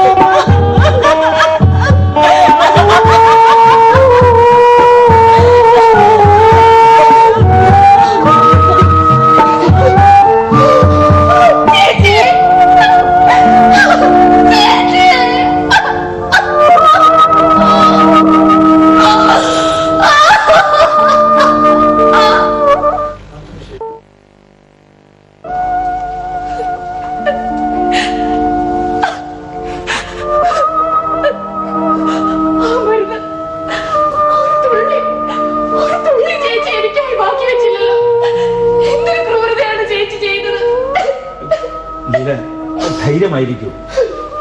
ക്രൂരതയ്ക്ക് പറയുന്ന പേര് ധൈര്യം എന്ന്. ആത്മഹത്യയിൽ നിന്നും മനുഷ്യനെ രക്ഷിച്ചു നിർത്തുന്നത് ആ ക്രൂരതയാണ്. അതിൽ നിന്ന് രക്ഷ നേടിയാൽ അവന് മോക്ഷം ലഭിക്കുമോ? ഭേഷായി നല്ല മരുന്ന്. എന്നെ രക്ഷിച്ചു നിർത്തിയിരിക്കുന്നത് ആ മരുന്നാണ്. അല്ലെങ്കിൽ ഇതിനോടകം എന്റെ മരണത്തെപ്പറ്റി കേൾക്കുമായിരുന്നു. ലീല, എനിക്ക് മാപ്പ് തരല്ലേ? എന്നോട് മാപ്പ് ചോദിക്കേ? എനിക്ക് മാപ്പ് തരാൻ എന്ത് അവകാശം? ലീല, എനിക്ക് മാപ്പ് തരണം. എനിക്ക് മനസ്സിലാവുന്നില്ല. ഞാൻ ലീലയോട് അവിവേകം പ്രവർത്തിച്ചു. ഞാൻ വിശ്വസിക്കുന്നില്ല. അധർമ്മം കാണിച്ചു. എനിക്ക് മനസ്സിലാവുന്നില്ല. അരുതാത്തത് ചെയ്തു. ഇതിനൊരു വ്യാഖ്യാനം ആവശ്യമാണ്. ഞാൻ ലീലയെ സ്നേഹിച്ചു. ആ അധർമ്മം ഞാനും പ്രവർത്തിച്ചിട്ടുണ്ട്. അതെ, അതിന് ഞാൻ ഇടവരുത്തി. അതിനെന്താ? നമ്മുടെ സ്നേഹത്തിന് നാമാണ് ഉത്തരവാദികൾ. അതിന്റെ നന്മതിന്മകൾ നാമാണ് അനുഭവിക്കേണ്ടത്. പക്ഷേ ഞാൻ അസുതന്ത്രനാണ്. എന്നുവെച്ചാൽ നാം നാടകം കളിക്കുകയല്ല. അഭിനയത്തിന് ഇവിടെ യാതൊരു സ്ഥാനവുമില്ല. പരമാർത്ഥം ലീലെ, തുറച്ചു നോക്കുന്ന പരമാർത്ഥം, അതിന് മുന്നിൽ തന്നെയാണ് ഞാൻ നിൽക്കുന്നത്. നേരം പോക്ക് താങ്ങാനുള്ള അവസ്ഥയല്ല ഇതെന്ന് മനസ്സിലാക്കി സംസാരിക്കൂ. ലീല, എന്നെ ഒരു ആരാധകനായി മാത്രം കരുതണമെന്നൊരു അപേക്ഷ. ഞാൻ ഈശ്വരനല്ല, ആരാധന ഇഷ്ടപ്പെടുന്നില്ല. എന്റെ അച്ഛൻ ഒരു മാമൂൽ പ്രിയനാണ്. അദ്ദേഹം ഒരു വിപ്ലവകാരിയായാൽ തന്നെ നമുക്കെന്താ? അദ്ദേഹം പറയുന്നത് വേദവാക്യം പോലെ ഞാൻ അനുസരിച്ച് തന്നെ തീരണം. അദ്ദേഹത്തെ 1000 തവണ അനുസരിച്ചാലും എനിക്ക് ഒരു കുഴപ്പവുമില്ല. അദ്ദേഹത്തിന്റെ കയ്യിലാണ് എന്റെ ഭാവി. ഭാഗ്യം ഈശ്വരന്റെ കയ്യിലാണെന്ന് പറഞ്ഞില്ലല്ലോ. അദ്ദേഹം എന്റെ വിവാഹം നിശ്ചയിച്ചു കഴിഞ്ഞു. അത് ഇത്ര വേഗം അദ്ദേഹത്തെ കൊണ്ട് അനുസരിപ്പിച്ചത് കുറച്ച് കടന്നു പോയില്ലേ? ലീല, ക്ഷമിക്കണം. അദ്ദേഹം നിശ്ചയിച്ച വിവാഹം നമ്മുടേതല്ല. എന്നോട് ക്ഷമിക്കണം.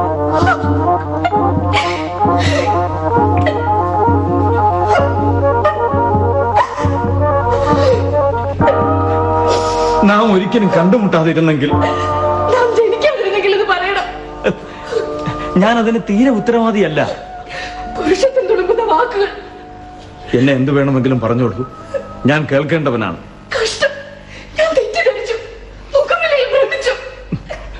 ഈശ്വരൻ അറിയാം എന്റെ സത്യം.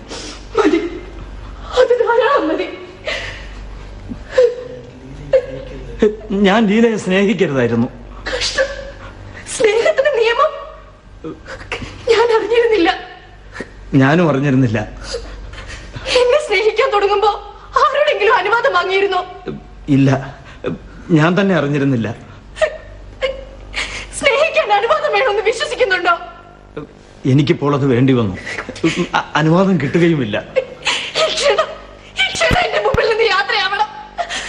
വിവാഹത്തിന്റെ അനുവാദക്കേടും എനിക്ക് പറഞ്ഞാൽ മനസ്സിലാവും. പക്ഷെ സ്നേഹം, ആ വാക്ക് ഉച്ചരിക്കാൻ പോലും യോഗ്യതയില്ലാത്ത നിങ്ങൾ എന്നെ വഞ്ചിച്ചു. ഈ നിമിഷം ഇവിടെ നിറങ്ങണം. ലീല, സൗജന്യം നിറഞ്ഞ ഒരു പരിചയമായി നമ്മുടെ ബന്ധത്തെ. നിങ്ങളുടെ സൗജന്യവും നിങ്ങളുടെ കൊള്ളൻ ടൈമിൽ എനിക്ക് നല്ല വിശ്വാസം വന്നു കഴിഞ്ഞു. പോവാനാ പറഞ്ഞത്. എന്റെ പരിശുദ്ധിയിൽ വിശ്വസിക്കണമെന്നൊരു അപേക്ഷ. ദയവായി ഇനിമേൽ നിങ്ങൾ എന്നെ കാണരുത്. ഇറങ്ങി പോക്കോ.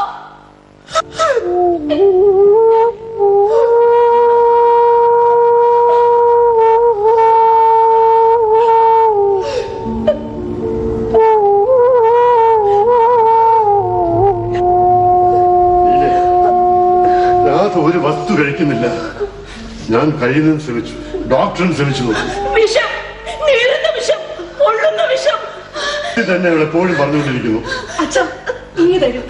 ഇനി ഞാനൊന്ന് ശ്രമിച്ചു നോക്കാം. ചേച്ചി വരൂ. എന്റെ പൊന്നു ചേച്ചിയല്ലേ, എനിക്ക് വേണ്ടി ഇതൊരല്പം കുടിക്കൂ. എനിക്ക് വേണ്ടി, ചേച്ചിയുടെ രാധയ്ക്ക് വേണ്ടി ഞാൻ വിഷം കുടിക്കണല്ലേ? അയ്യോ, എനിക്ക് വേണ്ട, എനിക്ക് വേണ്ട. നേരം കൊള്ളും, എനിക്ക് വേണ്ട. ചേച്ചി ഇങ്ങനെ പറഞ്ഞാ ഞാൻ പഠിച്ചു പോവുകയുള്ളൂ. മരിക്കും, വിഷം കുടിച്ച മരിക്കും. കുടിക്കരുത്, കുടിക്കരുത്. മോളെ, അത് ദൂരെ കളഞ്ഞേക്കും, അല്ലെങ്കിൽ എന്റെ മോൾ പിടഞ്ഞു മരിക്കും.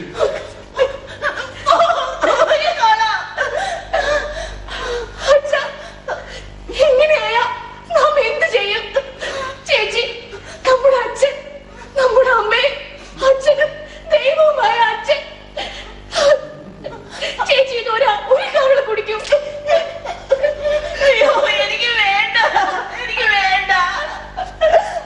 വേണ്ട മോളെ, ഇത് കളഞ്ഞേക്കുക. അച്ഛ, ഇനിയെങ്കിലും അച്ഛൻ ഒരല്പം ആഹാരം കഴിക്കണം. എന്റെ കുഞ്ഞ് വിശന്ന് ചാകുമ്പോഴോ? ചേച്ചി കഴിക്കാത്തത് സുഖക്കേട് കൊണ്ടല്ലേ? അപ്പൊ അച്ഛനും കഴിക്കാതിരുന്ന എന്താവും ഗതി? എന്താകാൻ, മരിക്കും. അല്ലാതെ അപ്പൊ പിന്നെ എനിക്കാരാണ് ഒരാശ്രയം? കഴിക്കരുത്, വിഷം കഴിച്ചാൽ മരിച്ചു പോകും. കഴിക്കരുത്, കഴിക്കരുത്. അച്ഛ, അച്ഛൻ ആഹാരം കഴിച്ചില്ലെങ്കിൽ ഞാനും കഴിക്കില്ല. നമുക്ക് എല്ലാവർക്കും ഒരുമിച്ച് മരിക്കാം. ഈശ്വര, പരീക്ഷയ്ക്ക് മേൽ പരീക്ഷ നടത്തിയിട്ടും മതിയായില്ലേ? പരീക്ഷ, പരീക്ഷ. രാധക്കുട്ടി പാട്ട് പാടിയില്ലെങ്കിൽ ഞാൻ ഉണ്ണുകയില്ല, ഞാൻ ഉണ്ണുകയില്ല. നീ ഒന്ന് ഉറങ്ങാൻ നോക്ക്. എത്ര നാളായി നീ ഒന്ന് ഉറങ്ങിയിട്ട്? ഇങ്ങനെ ഉണ്ണാതെ ഉറങ്ങാതെ ഇരുന്നാൽ തളർന്നു പോയില്ലേ കുട്ടി? ചേച്ചി ഉറങ്ങു. ചേച്ചി, എന്നോട് സ്നേഹം ഉണ്ടെങ്കിൽ ചേച്ചി ഉറങ്ങണം. അങ്ങന്റെ കാമുകനെ സ്നേഹിക്കുമോ? അങ്ങന്റെ കാമുകനെ സ്നേഹിക്കുമോ?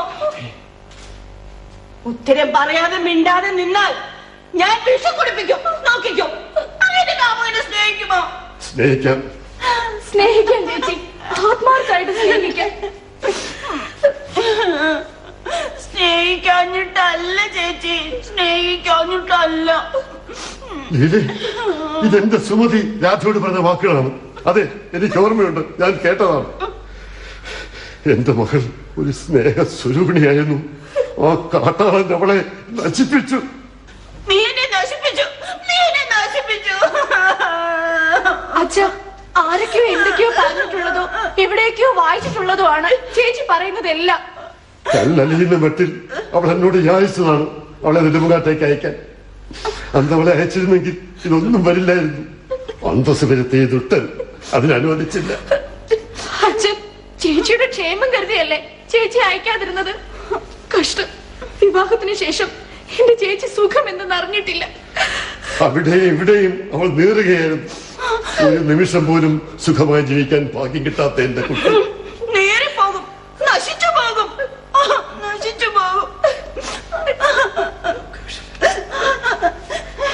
അയ്യോ, ഇവിടൊക്കെ വിഷമാണ്, ഇവിടൊക്കെ വിഷമാണ്. കൊള്ളുന്നു, നീളുന്നു. അയ്യോ, ഇവിടെ വിഷം. ചേച്ചി, എന്നെ പിടിക്കരുത്. പിടിച്ചാൽ ഞാൻ പിടി തട്ടിയിട്ട് ഓടും. ചേച്ചി,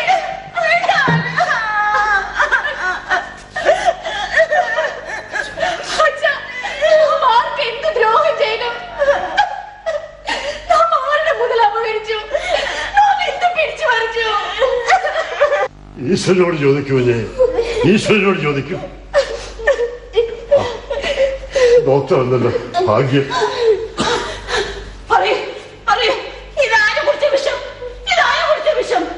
പറയില്ല അല്ലേ? നോക്കിക്കോ, ഞാൻ വിഷം കുടിപ്പിക്കും. നോക്കിക്കോ. രാധമ്മ എപ്പോഴും വിഷത്തെ പറ്റിയാണ് പറയുന്നത്. സുമതിയമ്മ വിഷം കുടിച്ചത് രാധമ്മയുടെ മനസ്സിനെ വല്ലാതെ ബാധിച്ചിട്ടുണ്ട്. രോഗത്തിന് കാരണം ഇത് തന്നെ ആയിരിക്കും. അക്കാര്യം ചേച്ചി അറിയിച്ചത് ഞാനാണ്.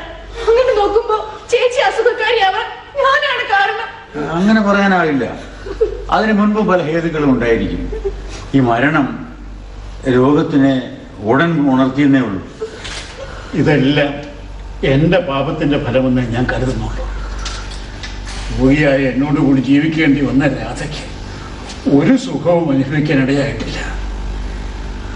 അവളെയും കൂടെ ഞാനൊരു രോഗിയാക്കി. ഡോക്ടർ, രാധയ്ക്ക് എങ്ങനെയെങ്കിലും ആഹാരം കൊടുത്തില്ലെങ്കിൽ അപകടമാവും.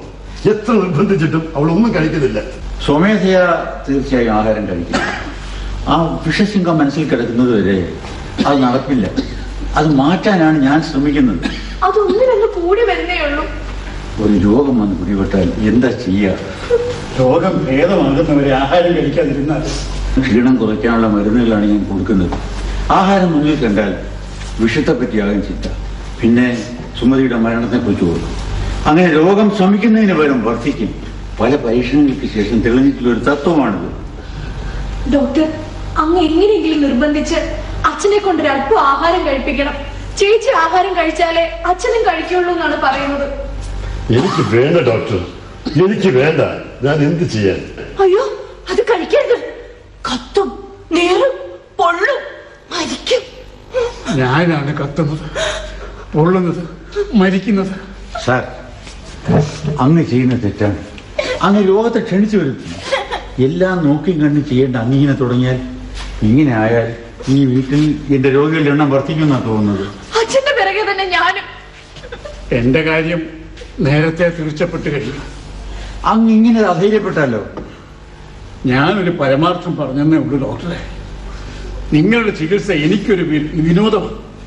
പിന്നെ മരുന്ന് കഴിക്കാൻ പറഞ്ഞാൽ അങ്ങനെ, കുത്തിവെക്കണമെന്ന് പറഞ്ഞാൽ അങ്ങനെ. ഡോക്ടർ, ജനാർദ്ദനക്ക് ഇപ്പൊ എങ്ങനെയുണ്ട്? വളരെ ഭേദമുണ്ട്.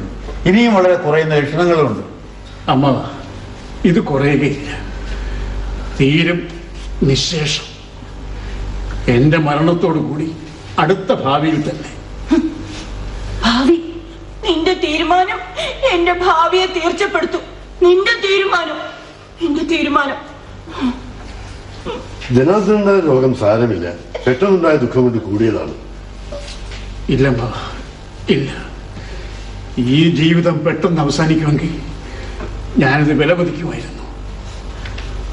രാധ, നീ എന്നോട് ക്ഷമിക്കണം. സ്വബോധം നയിച്ചവരുടെ ക്ഷമാപണം ചെയ്തിട്ട് എന്ത് കാര്യം? സ്വബോധം എനിക്കാണ് നശിച്ചത്. അതിനെ തിരിച്ചു കിട്ടുമെന്ന് എനിക്ക് ആശയമില്ല. നിങ്ങളുടെയൊക്കെ ഗതി ഇതാണെങ്കിൽ മൂത്ത് നിറച്ച ഈ ഭാഗ്യദേവന്റെ കാര്യമോ? അതോർത്തെങ്കിലും നിങ്ങൾക്ക് ആശ്വസിച്ചുകൂടെ? അമ്മാവ, ആശ്വാസം ഇനി പരലോകത്ത്, ഈ ലോകത്തില്ല, തീർച്ചയായിട്ടുമില്ല. ജനാർദ്ദനൻ നായർ, നിങ്ങൾക്ക് നല്ല ക്ഷീണമുണ്ട്. അകത്ത് പോയി വിശ്രമിക്കണം. മകളെയും കൂട്ടി അയക്കണം. ലീലെ, അകത്ത് പോയി അച്ഛന് ആഹാരം എടുത്തു വയ്ക്കൂ. ഞങ്ങൾ ഉടനെ വന്നേക്കാം. രോഗികൾക്ക് ഇഞ്ചക്ഷൻ കൊടുക്കണം.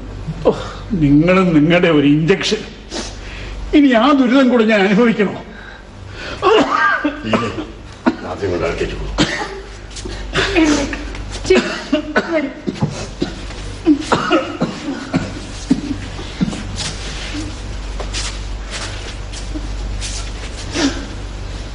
സാർ, എനിക്ക് അങ്ങയോട് ഒരു കാര്യം പറയാനുണ്ട്. രോഗികളെ ഈ വീട്ടിൽ താമസിപ്പിക്കുന്നത് ചികിത്സയ്ക്ക് വിരുദ്ധമാണ്. ഞാൻ എന്ത് ചെയ്യണം ഡോക്ടർ? എന്ത് വേണമെങ്കിലും പറഞ്ഞോളൂ. ഈ ഭവനത്തിൽ വെച്ചാണ് സുമതി മരിച്ചത്. ആ മരണമാണ് രാധയുടെ രോഗത്തിന് കാരണം. രാധയുടെ രോഗമാണ് ജനാർദ്ദനൻ നായരുടെ രോഗം വർദ്ധിപ്പിച്ചത്. അതുകൊണ്ട് അവരിവിടുന്ന് മറ്റെവിടെയെങ്കിലും മാറ്റി താമസിക്കും. എവിടേക്ക് വേണമെന്ന് പറഞ്ഞാൽ മതി. സഹ്യോഗത്തിന്റെ മുകളിലാണെങ്കിൽ അതിനും ഞാൻ ചെയ്യാം. തൽക്കാലം നാഗരൂരിലോട്ട് മാറ്റി താമസിപ്പിച്ചാൽ മതി. അവിടെ ജനാർദ്ദനൻ നായരുടെ അസുഖത്തിനും പറ്റിയ സ്ഥലമാണ്. പക്ഷേ ഒരു വ്യവസ്ഥ. എന്താ ഡോക്ടർ? അവർ നാഗരൂരിലായിരിക്കുന്നിടത്തോളം കാലം അങ്ങ് ലീലയോടൊപ്പം ഇവിടെ തന്നെ താമസിക്കണം. സാധ്യമല്ല ഡോക്ടർ, അത് സാധ്യമല്ല. എന്റെ മകളെ പിരിഞ്ഞിരിക്കാൻ എനിക്ക് സാധ്യമല്ല. അങ്ങ് ദേവിയെ നിർബന്ധം പിടിക്കരുത്. അത് മാത്രം പറയരുത് ഡോക്ടർ, അത് മാത്രം പറയരുത്. ഞാൻ കേൾക്കില്ല. ഞാൻ രോഗികളെ ഉദ്ദേശിച്ചാണ് പറയണത്. അങ്ങയെ കണ്ടുകൊണ്ടിരുന്നാൽ രാധമ്മയുടെ മനസ്സിൽ പല ചിന്തകളും ഉണ്ടാകും. അത് രോഗം വർദ്ധിപ്പിക്കാനേ സഹായിക്കൂ. മറിച്ച് അറിയാൻ പാടില്ലാത്ത ആളുകളുടെ മുമ്പിലാകുമ്പോൾ ചിന്ത തന്നെ മറ്റൊരു രീതിയിലാകും. അത് രോഗം ശമിക്കാൻ വളരെ സഹായിക്കുകയും ചെയ്യും. അതുകൊണ്ടാണ് ഞാൻ പറഞ്ഞത്. എന്റെ ഡോക്ടർ, നിങ്ങളൊരു മനുഷ്യനായിട്ട് ചിന്തിക്കണം. ഇപ്പോൾ ഞാൻ വയ്ക്കുന്ന സങ്കടം നിങ്ങൾക്ക് പൂർണ്ണമായി മനസ്സിലാക്കാൻ കഴിയുകയില്ല. വെറും ഒരു ഡോക്ടറായിരുന്നെങ്കിൽ ഞാനിങ്ങനെ പറയില്ലായിരുന്നു. നിങ്ങളുടെ എല്ലാ വിഷമങ്ങളും മാറ്റണം എന്നുള്ള ആഗ്രഹം കൊണ്ടാണ് ഞാനീ പറയുന്നത്. ഡോക്ടർ, അങ്ങയുടെ സ്നേഹബുദ്ധി മനസ്സിലാക്കാൻ കഴിയുന്നവനാണ് ഞാൻ. അടക്കാൻ കഴിയാത്തോണ്ട് പറഞ്ഞു പോയതാണ്. എന്നാൽ ഒരു കാര്യം ചെയ്യുക, നിങ്ങളെല്ലാം താമസിക്കുന്ന കെട്ടിടത്തിനടുത്ത് ഏതെങ്കിലും ഒരു വീട്ടിൽ ഞങ്ങൾ താമസിച്ചുകൊള്ളാം. അതിനെങ്കിൽ നിങ്ങൾ അനുവദിക്കണം. സാധ്യമല്ല. അങ്ങനെ താമസിച്ചാൽ അങ്ങയെ നല്ലപോലെ അറിയാമെന്നുള്ളത് ഞാൻ പറയാണ്.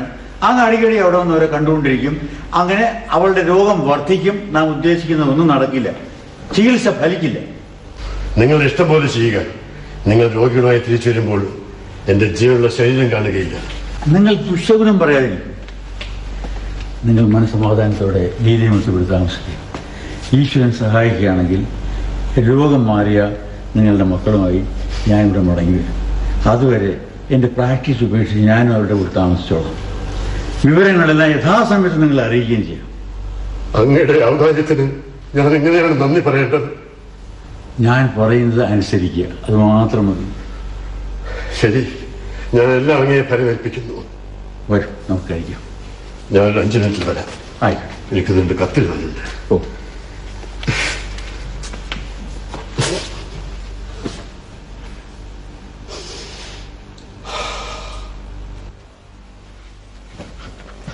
അമ്മാവാ, ക്ഷമിക്കണേ അമ്മാവാ, എനിക്ക് മാപ്പ് നൽകണേ അമ്മാവാ. എനിക്ക് ജീവൻ വേണമെങ്കിൽ എനിക്ക് നീ എനിക്ക് അവസരം നീക്കാണ്. ഒന്നുകിൽ നീ അല്ലെങ്കിൽ ഞാൻ. എണീക്കടാ. ഇല്ല, ഞാൻ അമ്മാവന്റെ കാലിൽ കിടന്ന് മരിച്ചുകൊള്ളാം. ഞാൻ എണീക്കില്ല. നിനക്ക് ഞാനെ കൂടി കൊല്ലണം. ഈ ശരീരം കൂടെ നിനക്ക് നശിപ്പിക്കണോ? നശിപ്പിക്ക്. സത്യത കിട്ടും നിനക്ക്. അമ്മാവാ, എനിക്ക് അമ്മാവനല്ലാതെ മറ്റൊരു ഗതിയില്ല. എന്റെ അമ്മാവൻ നരകമാണ്. നീ ഇടുത്തിയാണ്. ഞാൻ പാപത്തിന്റെ ഇരിപ്പിടമാണ്. എന്നെ കൊന്ന് എനിക്ക് മോശം നൽകണം. എനിക്ക് അമ്മാവനല്ല മറ്റു ഗതിയില്ല. അമ്മാവൻ ആ സൽപ്രവൃത്തി ചെയ്യണം. വേദാളമേ, നീ എന്നെ പരിഹസിക്കുന്നു, എന്നെ വിഡ്ഢിയാക്കുന്നു. നീ അമ്മാവാ, ഞാൻ പറയുന്നൊന്ന് കേൾക്കണം. ദയവായി അങ്ങ് എന്നെ മാപ്പ് തന്നു എന്ന് പറഞ്ഞിട്ട് എന്നെ കൊല്ലണം. ദ്രോഹി, മാപ്പെന്ന വാക്കിനെ ഞാൻ വ്യഭിചരിക്കണോ? സത്യത്തെയും പരിശുദ്ധിയെയും കശാപ്പ് ചെയ്തവന് മാപ്പ്, സ്നേഹത്തിന് കൃതി കൊടുത്തവന് മാപ്പ്, തരാൻ നിനക്ക് മാപ്പ്. നിന്നെ നരകത്തിലേക്ക് അയക്കുന്നുണ്ട്. അമ്മാവാ, ആ പ്രവൃത്തി അവസാനിപ്പിക്കരുതേ. എന്നെ തല്ലിക്കൊണ്ടിരിക്കണം. ഓരോ തല്ലിനും ശക്തി കൂടി വരട്ടെ. എന്നെ തല്ലു അമ്മാവാ. വിഷമിച്ച് നീ എന്നെ പരീക്ഷിക്കുന്നു. എന്റെ അരുമ കുഞ്ഞിനെ കുഴിഞ്ഞു കൊടുത്തിട്ട് എന്റെ കുടുംബം ചിതറിച്ചിട്ട് നീ എന്നെ പരീക്ഷിക്കുന്നു. അമ്മാവാ, ദയവായി ഞാൻ പറയുന്നത് കേൾക്കണം. ആ കോല സംഭവം എന്റെ കണ്ണു തുറപ്പിച്ചു. എവിടെ പോയി നിന്റെ അപവാദ കഥകളൊക്കെ? അപവാദം എനിക്ക് പുല്ലാണ്. ലോകാഭിപ്രായങ്ങൾ തൊലയട്ടെ. എനിക്ക് അമ്മാവന്റെ മാപ്പ് മാത്രം മതി. അമ്മാവ, എന്നെ കൈവടിയരുതേ. ഭഗവാനെ, ഞാൻ എന്തെല്ലാം കാണേണ്ടി വരുന്നു. എന്റെ കുഞ്ഞെ, ഈ ദുഷ്ടമൃഗം മാപ്പിനർഹനാണോ? എടാ, മാറെ തലച്ചുകൊണ്ട് ആ ദേവതയുടെ മുന്നിൽ അപേക്ഷിക്കുക മാപ്പിന്. ഭാഗ്യഹീനൻ ആളല്ല. അല്ലല്ല, ഞാൻ പറഞ്ഞതും ഒരു അസത്യമാണ്. എനിക്ക് നിങ്ങളെ വിവാഹം കഴിക്കാൻ ആഗ്രഹമുണ്ട്. ഞാനത് ഒരു ഭാഗ്യമായി തന്നെ കരുതുന്നു. വാസ്തവമാണോ ഗീലയി പറയുന്നത്? ദൈവമേ, എനിക്കിനി എന്തു വേണം? അങ്ങനെയാണെങ്കിൽ എനിക്ക് നിങ്ങളെ വിഷം തന്നെങ്കിലും കൊല്ലാമല്ലോ. അങ്ങനെ ലോകം ഒരു മൂർഖൻ പാമ്പിൽ നിന്ന് രക്ഷ നേടുകയും ചെയ്യും. നേരം പോക്കിന് വേലിയിട്ടില്ലെങ്കിൽ ഞാൻ എന്ത് ചെയ്യുന്ന അറിയാമോ? കള്ളി. അറിയാം. ഒന്നുകിൽ നിങ്ങൾ വിഷം കഴിക്കും, ഇല്ലെങ്കിൽ മുങ്ങിച്ചാവും. ലീല എന്നെ ഉപേക്ഷിച്ചാൽ ആ രണ്ടിലൊന്ന് ഞാൻ ചെയ്യും. അങ്ങനെയാണെങ്കിൽ ഞാൻ നിങ്ങളെ 1000 തവണ ഉപേക്ഷിക്കും. ലീലയ്ക്ക് എന്നെ ഒരു പ്രാവശ്യമേ ഉപേക്ഷിക്കാൻ കഴിയും. എനിക്ക് നിങ്ങളെ ഒരു തവണ വിവാഹം കഴിക്കേണ്ട കാര്യമല്ലേ ഉള്ളൂ. ലീലേ, ഞാൻ അമ്മാവനോട് നമ്മുടെ കാര്യം എല്ലാം പറഞ്ഞു. അച്ഛൻ തീർച്ചയായും അനുവദിച്ചിരിക്കും. പൂർണ്ണമായി സമ്മതിച്ചില്ല, എങ്കിലും യാതൊന്നും സമ്മതം മൂളിയിട്ടുണ്ട്. ഇക്കാര്യത്തിൽ അച്ഛന്റെ അനുവാദം നേടിയിട്ട് ഒരു കാര്യവുമില്ല. എന്റെ പരിപൂർണ സമ്മതം മതി. ഞാൻ എപ്പോഴേ തയ്യാറുമാണ്. ലീലേ, സുമതിയോട് ഞാൻ ചെയ്ത അപരാധം എനിക്ക് ഇങ്ങനെ തീർക്കാൻ കഴിയും. നിന്നെയും അച്ഛനെയും സംരക്ഷിക്കാൻ എനിക്ക് സന്മനസ്സുണ്ട്. അതിനുള്ള വഴിയുണ്ട്.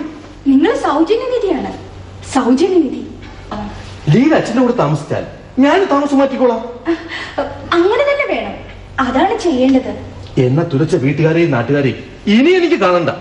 നിങ്ങളെ അവർക്കിനി ഒരിക്കലും കാണേണ്ടി വരില്ല. ലീലേ, കഴിഞ്ഞതെല്ലാം മറന്നു നമുക്ക് ഇരുവർക്കും ഒരുമിച്ച് അച്ഛനെയും സഹോദരിയെയും സംരക്ഷിച്ച് നമുക്ക് സുഖമായി ഇവിടെ ജീവിക്കാം. എല്ലാം മറക്കണം അല്ലേ? സുമതി ചേച്ചി മരിച്ചതും രാധ ചേച്ചിക്ക് സുഖക്കേടായതും അച്ഛൻ ദുരിതം അനുഭവിക്കുന്നതും എല്ലാം ഞാൻ മറക്കണം അല്ലേ? ലീലേ, മാറി നിൽക്ക്. തനിക്ക് സന്തോഷിക്കണം, തനിക്ക് സ്വസ്ഥമായിട്ട് ജീവിക്കണം അല്ലേ? എടീ ഭയങ്കരി, നീ എന്നെ കുരങ്ങളിപ്പിക്കായിരുന്നു അല്ലേ? എടോ പിശാചേ, തനിക്ക് ബുദ്ധിയില്ലാതായി പോയത് ലോകത്തിന്റെ നല്ല കാലം ഇല്ലാഞ്ഞിട്ട് തന്നെ ഈ പാട്. എടീ രാക്ഷസി, ഞാൻ രാക്ഷസിയല്ല, പ്രേതമാണ്. വിഷം കഴിച്ച് മരിച്ച സുമതിയുടെ പ്രേതം. സുമതി, രക്ഷിക്കണേ, രക്ഷിക്കണേ സുമതി, രക്ഷിക്കണേ സുമതി, സുമതി രക്ഷിക്കണേ. ഈശ്വരന് പോലും തരാൻ കഴിയാത്ത രക്ഷ തനിക്ക് ഞാൻ തരണം അല്ലേ? സുമതി, നീ എന്നെ രക്ഷിക്കണേ സുമതി. തനിക്ക് രക്ഷ തരാൻ കഴിയുന്നവൻ ഇന്നിവിടെ ഇല്ല. എന്റെ ഹരിച്ചേട്ടനുണ്ടായിരുന്നെങ്കിൽ തനിക്ക് ഇന്നും എന്നെ രക്ഷ കിട്ടുമായിരുന്നു. ഓഹോ, അപ്പൊ 4 കാശുള്ള ഒരു കോതൻ വന്നിട്ടുള്ള ധിക്കാരമാണല്ലേ? ദ്രോഹി, ഞങ്ങൾക്ക് ദേവതുല്യനായ ഒരാളിനെ പറ്റി താൻ എന്ത് പറഞ്ഞു? താങ്ക്സ് അനുജത്തി, താങ്ക്സ്.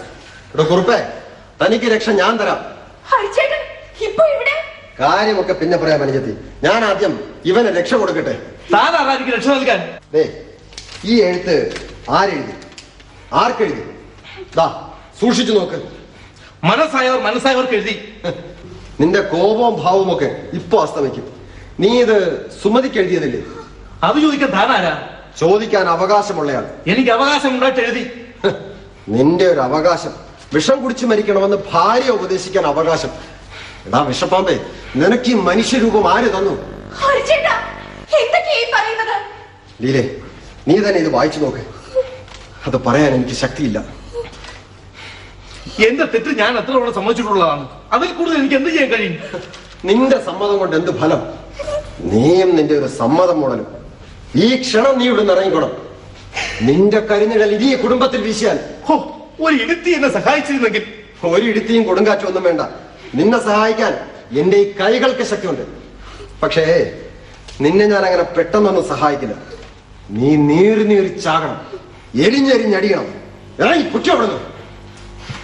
ഹലോ, നമ്മുടെ വിവാഹത്തെ പറ്റി താങ്കൾ എന്ത് പറയുന്നു? ഓഹോ, അപ്പൊ താൻ വിവാഹത്തിന് ഇറങ്ങി തിരിച്ചതാണല്ലേ? ഇദ്ദേഹം അച്ഛന്റെ അനുവാദം വാങ്ങിക്കഴിഞ്ഞു. ആഹാ, അപ്പോ ഇങ്ങനെ സൽക്കർമ്മം നടത്താൻ മതിയല്ലോ. ഒരു ദുർമരണത്തെ പറ്റി അടുത്ത് തന്നെ നിങ്ങൾക്ക് പത്രത്തിൽ വായിക്കാൻ ഇടയാകും. അടുത്ത കാലത്തൊന്നും അങ്ങനെ ഒരു വാർത്ത വരാൻ ഇടയില്ല.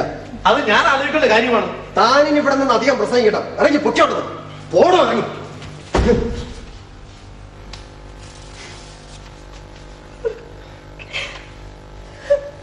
ഹരിച്ചേട്ടാ, എന്തൊരു ദുഷ്ടത്തരമാണ് ആ ദുഷ്ടൻ കാണിച്ചത്. ലീലേ, രാധ, എന്റെ രാധ എവിടെ? ചേച്ചി അകത്തുണ്ട്. ഡോക്ടർ അദ്ദേഹവും വന്നിട്ടുണ്ട്. ജനാർദ്ദനൻ ചേട്ടൻ ഞങ്ങളെ ടെലഗ്രാം ചെയ്ത് വരുത്തിയതാണ്. ജനാർദ്ദനൻ നായർ എനിക്കും ടെലഗ്രാം ചെയ്തിരുന്നു. ലീല ജനാർദ്ദനൻ നായർ കണ്ടില്ലേ? കണ്ടു. അസുഖം എങ്ങനെയുണ്ട്? ആശങ്കയ്ക്ക് വകയില്ല. ജനാർദ്ദനൻ നായർ എനിക്ക് ടെലഗ്രാം ചെയ്തത് വലിയ അത്ഭുതം തന്നെ. എന്തുകൊണ്ട് ഞങ്ങൾ ചേട്ടനെ ഒരു ബന്ധു എന്ന് കരുതുന്ന പോലെ ചേട്ടനും കരുതുന്നില്ല? കഴിയുമായിരിക്കാം, പക്ഷേ അതല്ല അയാളുടെ മനോഭാവം എന്ന് തോന്നുന്നു. ചേട്ടൻ എപ്പോഴും മറ്റുള്ളവരെ കുറച്ച് സംസാരിക്കുന്നു. പരമാർത്ഥം ചിലപ്പോൾ അനിഷ്ടമായി തോന്നിയേക്കാം. ഞാനെന്ത് ചെയ്യട്ടെ? ലീലേ, അമ്മാവന്റെ ദിനചര്യയും മറ്റും എങ്ങനെയിരിക്കുന്നു? അച്ഛൻ സമയത്ത് ആഹാരം കഴിക്കുകയോ കുളിക്കുകയോ വസ്ത്രം മാറുകയോ ചെയ്യില്ല. അച്ഛന്റെ രൂപം കാണുമ്പോ കണ്ണു നിറഞ്ഞു പോകും. ആ രൂപം ആര് സൃഷ്ടിച്ചു? ലീലേ, ആ രൂപം ആര് സൃഷ്ടിച്ചു? ആ ദ്രോഹി കേശവക്കുറുപ്പ്. അല്ല, അത് നിന്റെ മുന്നിൽ നിൽക്കുന്ന ഈ ഹരീന്ദ്രൻ. ചേട്ടാ, രാധേ, നിനക്കെന്നെ മനസ്സിലായില്ലേ? നിനക്കെന്നെ അറിഞ്ഞുകൂടാ? നീ എന്നെ ഓർക്കുന്നേയില്ല. വിഷം, നേരുന്ന വിഷം, കൊല്ലുന്ന വിഷം, പൊള്ളുന്ന വിഷം. കുട്ടിക്കാലത്ത് നിന്നെ ഇടിയിൽ എടുത്തുകൊണ്ട് നടന്ന് ഉമ്മ വാങ്ങിച്ച നിന്റെ ഹരിച്ചേട്ടൻ നീ ഓർക്കുന്നില്ല രാധേ? സ്നേഹിക്കാഞ്ഞിട്ടല്ല ചേച്ചി, സ്നേഹിക്കാഞ്ഞിട്ടല്ല. കണക്കറിഞ്ഞുകൂടാത്ത നിനക്ക് ഞാൻ എന്തുമാത്രം കണക്കുകളാണ് പറഞ്ഞു തന്നിട്ടുള്ളത്. ഒരിക്കൽ പള്ളിക്കൂടത്തിൽ വെച്ച് സാറ് നിന്നോട് അടിക്കാൻ കൈ നീട്ടണമെന്ന് പറഞ്ഞപ്പോൾ ഈ കൈ നീട്ടി കാണിച്ചത് നീ ഓർക്കുന്നില്ലേ? എന്നെ അടിക്കണം സാർ, എന്നെ അടിക്കണം. അടിച്ചില്ലെങ്കിൽ ഞാൻ വിഷം തന്നു കൊല്ലും, നോക്കിക്കോ. രാധേ, ഞാൻ ഇംഗ്ലണ്ടിലേക്ക് പോകാൻ ഇറങ്ങിയപ്പോൾ നിറമിഴികളോടെ നീ വാതിൽപ്പടിയിൽ നിന്നത് ഓർക്കുന്നില്ലേ രാധേ? രാധേ, നീ കരയില്ലേ? നോക്ക്, നിനക്കെന്നെ തിരിച്ചറിയാൻ കഴിയുന്നില്ലേ? ഈ മുഖം നീ ഓർക്കുന്നേയില്ല? നിന്നെ തോളിൽ എടുത്തുകൊണ്ട് നടന്നിട്ടുള്ള നിന്റെ ഹരിച്ചേട്ടനെ നീ ഓർക്കുന്നില്ലേ? പണ്ട് കുളക്കരയിലും മറ്റും വെച്ച് എന്തുമാത്രം കഥകളാണ് ഞാൻ നിനക്ക് പറഞ്ഞു തന്നിട്ടുള്ളത്. ആ കഥകളൊന്നും നീ ഓർക്കുന്നില്ലേ രാധേ? കഥ കൊള്ളാം. അതെ, നിനക്കതെല്ലാം ഓർമ്മിക്കാൻ കഴിയുന്നു. പക്ഷേ നീ എന്നെ മാത്രം തിരിച്ചറിയുന്നില്ല, നിന്റെ ഹരിച്ചേട്ടനെ മാത്രം നീ തിരിച്ചറിയുന്നില്ല. രാധേ, ഞാൻ ആരാണെന്ന് നീ പറയില്ലേ രാധേ? പണ്ട് മുല്ലയിൽ നിന്നും ഉരുണ്ടു വീണ എന്നെ ചിരിപ്പിക്കാനായി നീ ഒരു പാട്ട് പാടിയത് ഓർക്കുന്നില്ലേ? നീലിപ്പുലയുടെ ആ പാട്ട് ഓർത്തു നോക്ക്. എല്ലാരും പറയണ് ആലോചിച്ച് നോക്ക്. എല്ലാരും എല്ലാരും എല്ലാരും പറയണ് പറയണ് പറയണ് പറയണ് ഏനിപ്പോത്തിരി ഏനിപ്പോത്തിരി നന്നന്ന്. നന്നന്ന്. അത് തന്നെ. എല്ലാരും പറയണ് പറയണ് എല്ലാരും പറയണ് പറയണ് ഏനിപ്പോത്തിരി നന്നന്ന്. പറയണ് പറയണ്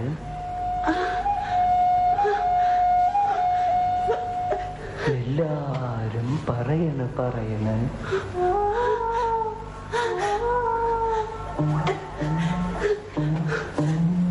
എല്ലാരും പറയണ് പറയണ് ഏനിപ്പോത്തിരി നന്നന്ന്.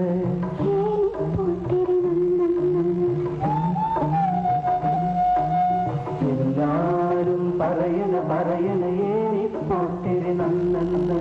കല്ല് മാലി കെട്ടിയില്ലെങ്കിലും ഇച്ചും തോന്നണ നന്നന്ന്. കല്ല് മാലി കെട്ടിയില്ലെങ്കിലും ഇച്ചും തോന്നണ നന്നന്ന്. എല്ലാരും പറയണ് പറയണ് ഏനിപ്പോത്തിരി നന്നന്ന്.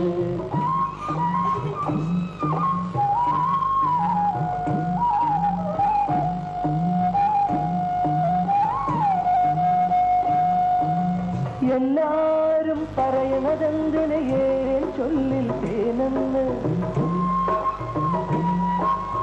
എല്ലാരും പറയണതെന്തിന് ഏൻ ചൊല്ലിൽ തേനെന്ന്. പൂവൻ വാഴയുടെ തേൻ കുടിച്ചേനേൻ കേൾക്കണ പയ്യന്ന്. പൂവൻ വാഴയുടെ തേൻ കുടിച്ചേനേൻ കേൾക്കണ പയ്യന്ന്. പൂവൻ വാഴയുടെ തേൻ കുടിച്ചേനേൻ കേൾക്കണ പയ്യന്ന്. എല്ലാരും പറയണ് പറയണ് ഏനിപ്പോത്തിരി നന്നന്ന്.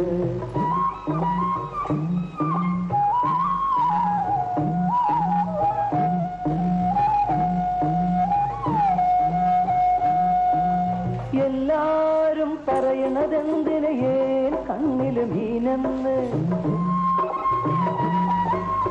എല്ലാരും പറയണതെന്തിന് ഏൻ കണ്ണില് മീനെന്ന്. കണ്ണാടി പൊയ്കി നോക്കുമ്പോ ഇച്ചും തോന്നണ നേരെന്ന്. കണ്ണാടി പൊയ്കി നോക്കുമ്പോ ഇച്ചും തോന്നണ നേരെന്ന്. കണ്ണാടി പൊയ്കി നോക്കുമ്പോ ഇച്ചും തോന്നണ നേരെന്ന്. എല്ലാരും പറയണ് പറയണ് ഏനിപ്പോത്തിരി നന്നന്ന്. എല്ലാരും പറയണ് പറയണ് ഏനിപ്പോത്തിരി നന്നന്ന്. കല്ലേ മാലെ കെട്ടിയിലെങ്കിലും ഇച്ചും തോന്നണ നന്നന്ന്. കല്ലേ മാലെ കെട്ടിയിലെങ്കിലും ഇച്ചും തോന്നണ നന്നന്ന്. എല്ലാരും പറയണ് പറയണ് ഏനിപ്പോത്തിരി നന്നന്ന്.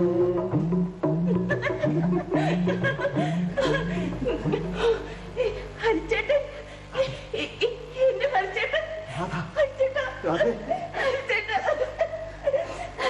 ഹരിച്ചേട്ടാ, അച്ഛൻ, ലീല. അമ്മാവ, ദേ, രാധയ്ക്ക് എല്ലാം തിരിച്ചറിയാൻ കഴിയുന്നുണ്ട്. അച്ഛാ,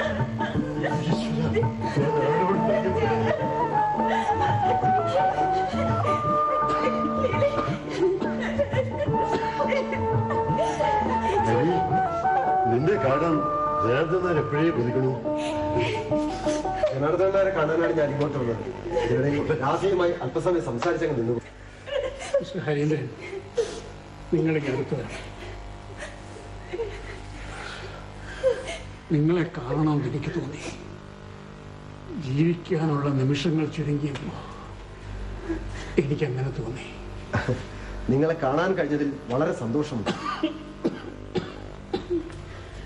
കുറച്ചുകൂടി കഴിഞ്ഞെങ്കിൽ നിങ്ങൾക്ക് എന്നെ കാണേണ്ടി വരികയില്ലായിരുന്നു. നിങ്ങൾ എന്തിനാണ് ഇങ്ങനെ ദുശകനം പറയുന്നത്? പക്ഷേ ഞാൻ വളരെ കാലം ജീവിച്ചിരിക്കുമെന്ന് വിചാരിക്കുന്ന ഒരു ഡോക്ടർ അങ്ങനെ ചിന്തിക്കുന്ന അമ്മാവനുമുണ്ട്. എന്ത് ചെയ്യാം? എന്താ അവർ വിചാരിക്കുന്നത് ശരിയല്ലേ? കുറച്ച് നിമിഷങ്ങൾക്കകം ഈ ശരീരത്തിലെ കാറ്റ് വായുവിൽ ലയിക്കും.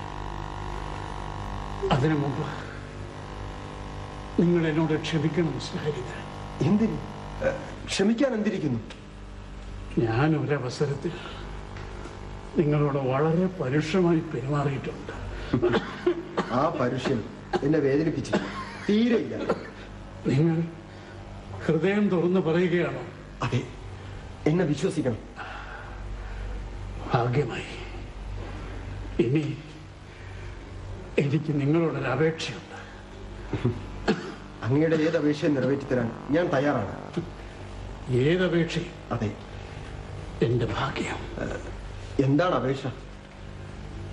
മിസ്റ്റർ ഹരീന്ദ്രൻ, മാധവൻ നായർ അദ്ദേഹത്തിന്റെ കുടുംബം തകർന്നിരിക്കുന്ന ഒരു ഘട്ടമാണിത്. അമ്മാവന്റെ കാര്യത്തിൽ എന്ത് കാര്യവും ഞാൻ ചെയ്യാൻ സന്നദ്ധനാണ്. അതിന് നിങ്ങളിങ്ങനെ അപേക്ഷിക്കേണ്ട ആവശ്യമില്ല. അദ്ദേഹത്തിന്റെ ഒരൊറ്റ ആശാ നിക്ഷേപം ലീല മാത്രമാണ്. അപ്പോൾ രാധയോ?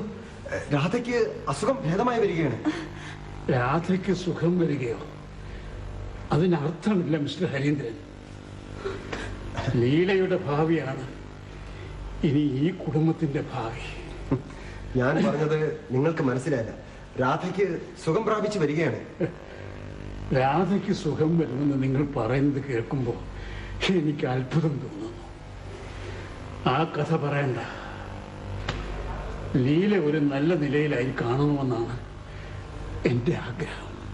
എന്റെ നിലയെ കരുതി ആരും വിഷമിക്കേണ്ടതില്ല. എന്റെ കാര്യം ഞാൻ നോക്കിക്കോളാം. അതിന് ഞാൻ എന്ത് വേണമെങ്കിലും തയ്യാറാണ്. അങ്ങനെ നിങ്ങൾ ഒരു ഒഴുക്കൻ മട്ടിൽ പറഞ്ഞാൽ പോരാ മിസ്റ്റർ ഹരീന്ദ്രൻ. ഞാൻ പിന്നെ എന്ത് വേണമെന്നാണ്?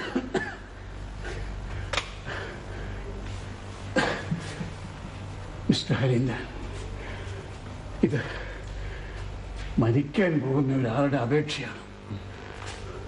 നിങ്ങൾ ലീലയെ വിവാഹം കഴിക്കണം. നിങ്ങളിത് ചെയ്യണം മിസ്റ്റർ ഹരീന്ദ്രൻ. ഞാൻ ലീലയെ വിവാഹം ചെയ്യുകയും എന്തായി പറയുന്നത്? ഞാൻ ഹരിച്ചേട്ടനെ വിവാഹം കഴിക്കേ? ജനാർദ്ദനർക്ക് മറ്റൊന്നും പറയാനില്ലേ? ലീലയ്ക്ക് നിങ്ങളെ പോലെ വേറൊരു ഭർത്താവിനെ കിട്ടാനില്ല. നിങ്ങൾ അവൾക്കും ഈ കുടുംബത്തിനും വേണ്ടി ഇതിൽ കൂടുതൽ ഒരു ഉപകാരം ചെയ്യാനില്ല. വിഷം, നീറുന്ന വിഷം, കത്തുന്ന വിഷം, കൊള്ളുന്ന വിഷം. അതെ, ആ വിഷത്തെപ്പറ്റി പറയരുത്. ദഹിച്ചു പോകും, ദഹിച്ചു പോകും. ഞാൻ പറഞ്ഞു രാധയുടെ സുഖം ഭേദമാകുന്ന ഒന്നല്ല എന്ന്. എന്റെ ദുഃഖം പോലെ, എന്റെ രോഗം പോലെ. അപ്പോഴേ മിസ്റ്റർ ഹരീന്ദ്രൻ, നിങ്ങൾ എന്നോട് സത്യം ചെയ്യണം. എന്റെ ആഗ്രഹം സാധിച്ചു തരാമോ? ഞാനൊന്ന് സന്തോഷത്തോടെ മരിച്ചോട്ടെ. സാധ്യമല്ല. നിങ്ങളുടെ ആഗ്രഹം സാധിച്ചു തരാൻ കഴിയാത്തതിൽ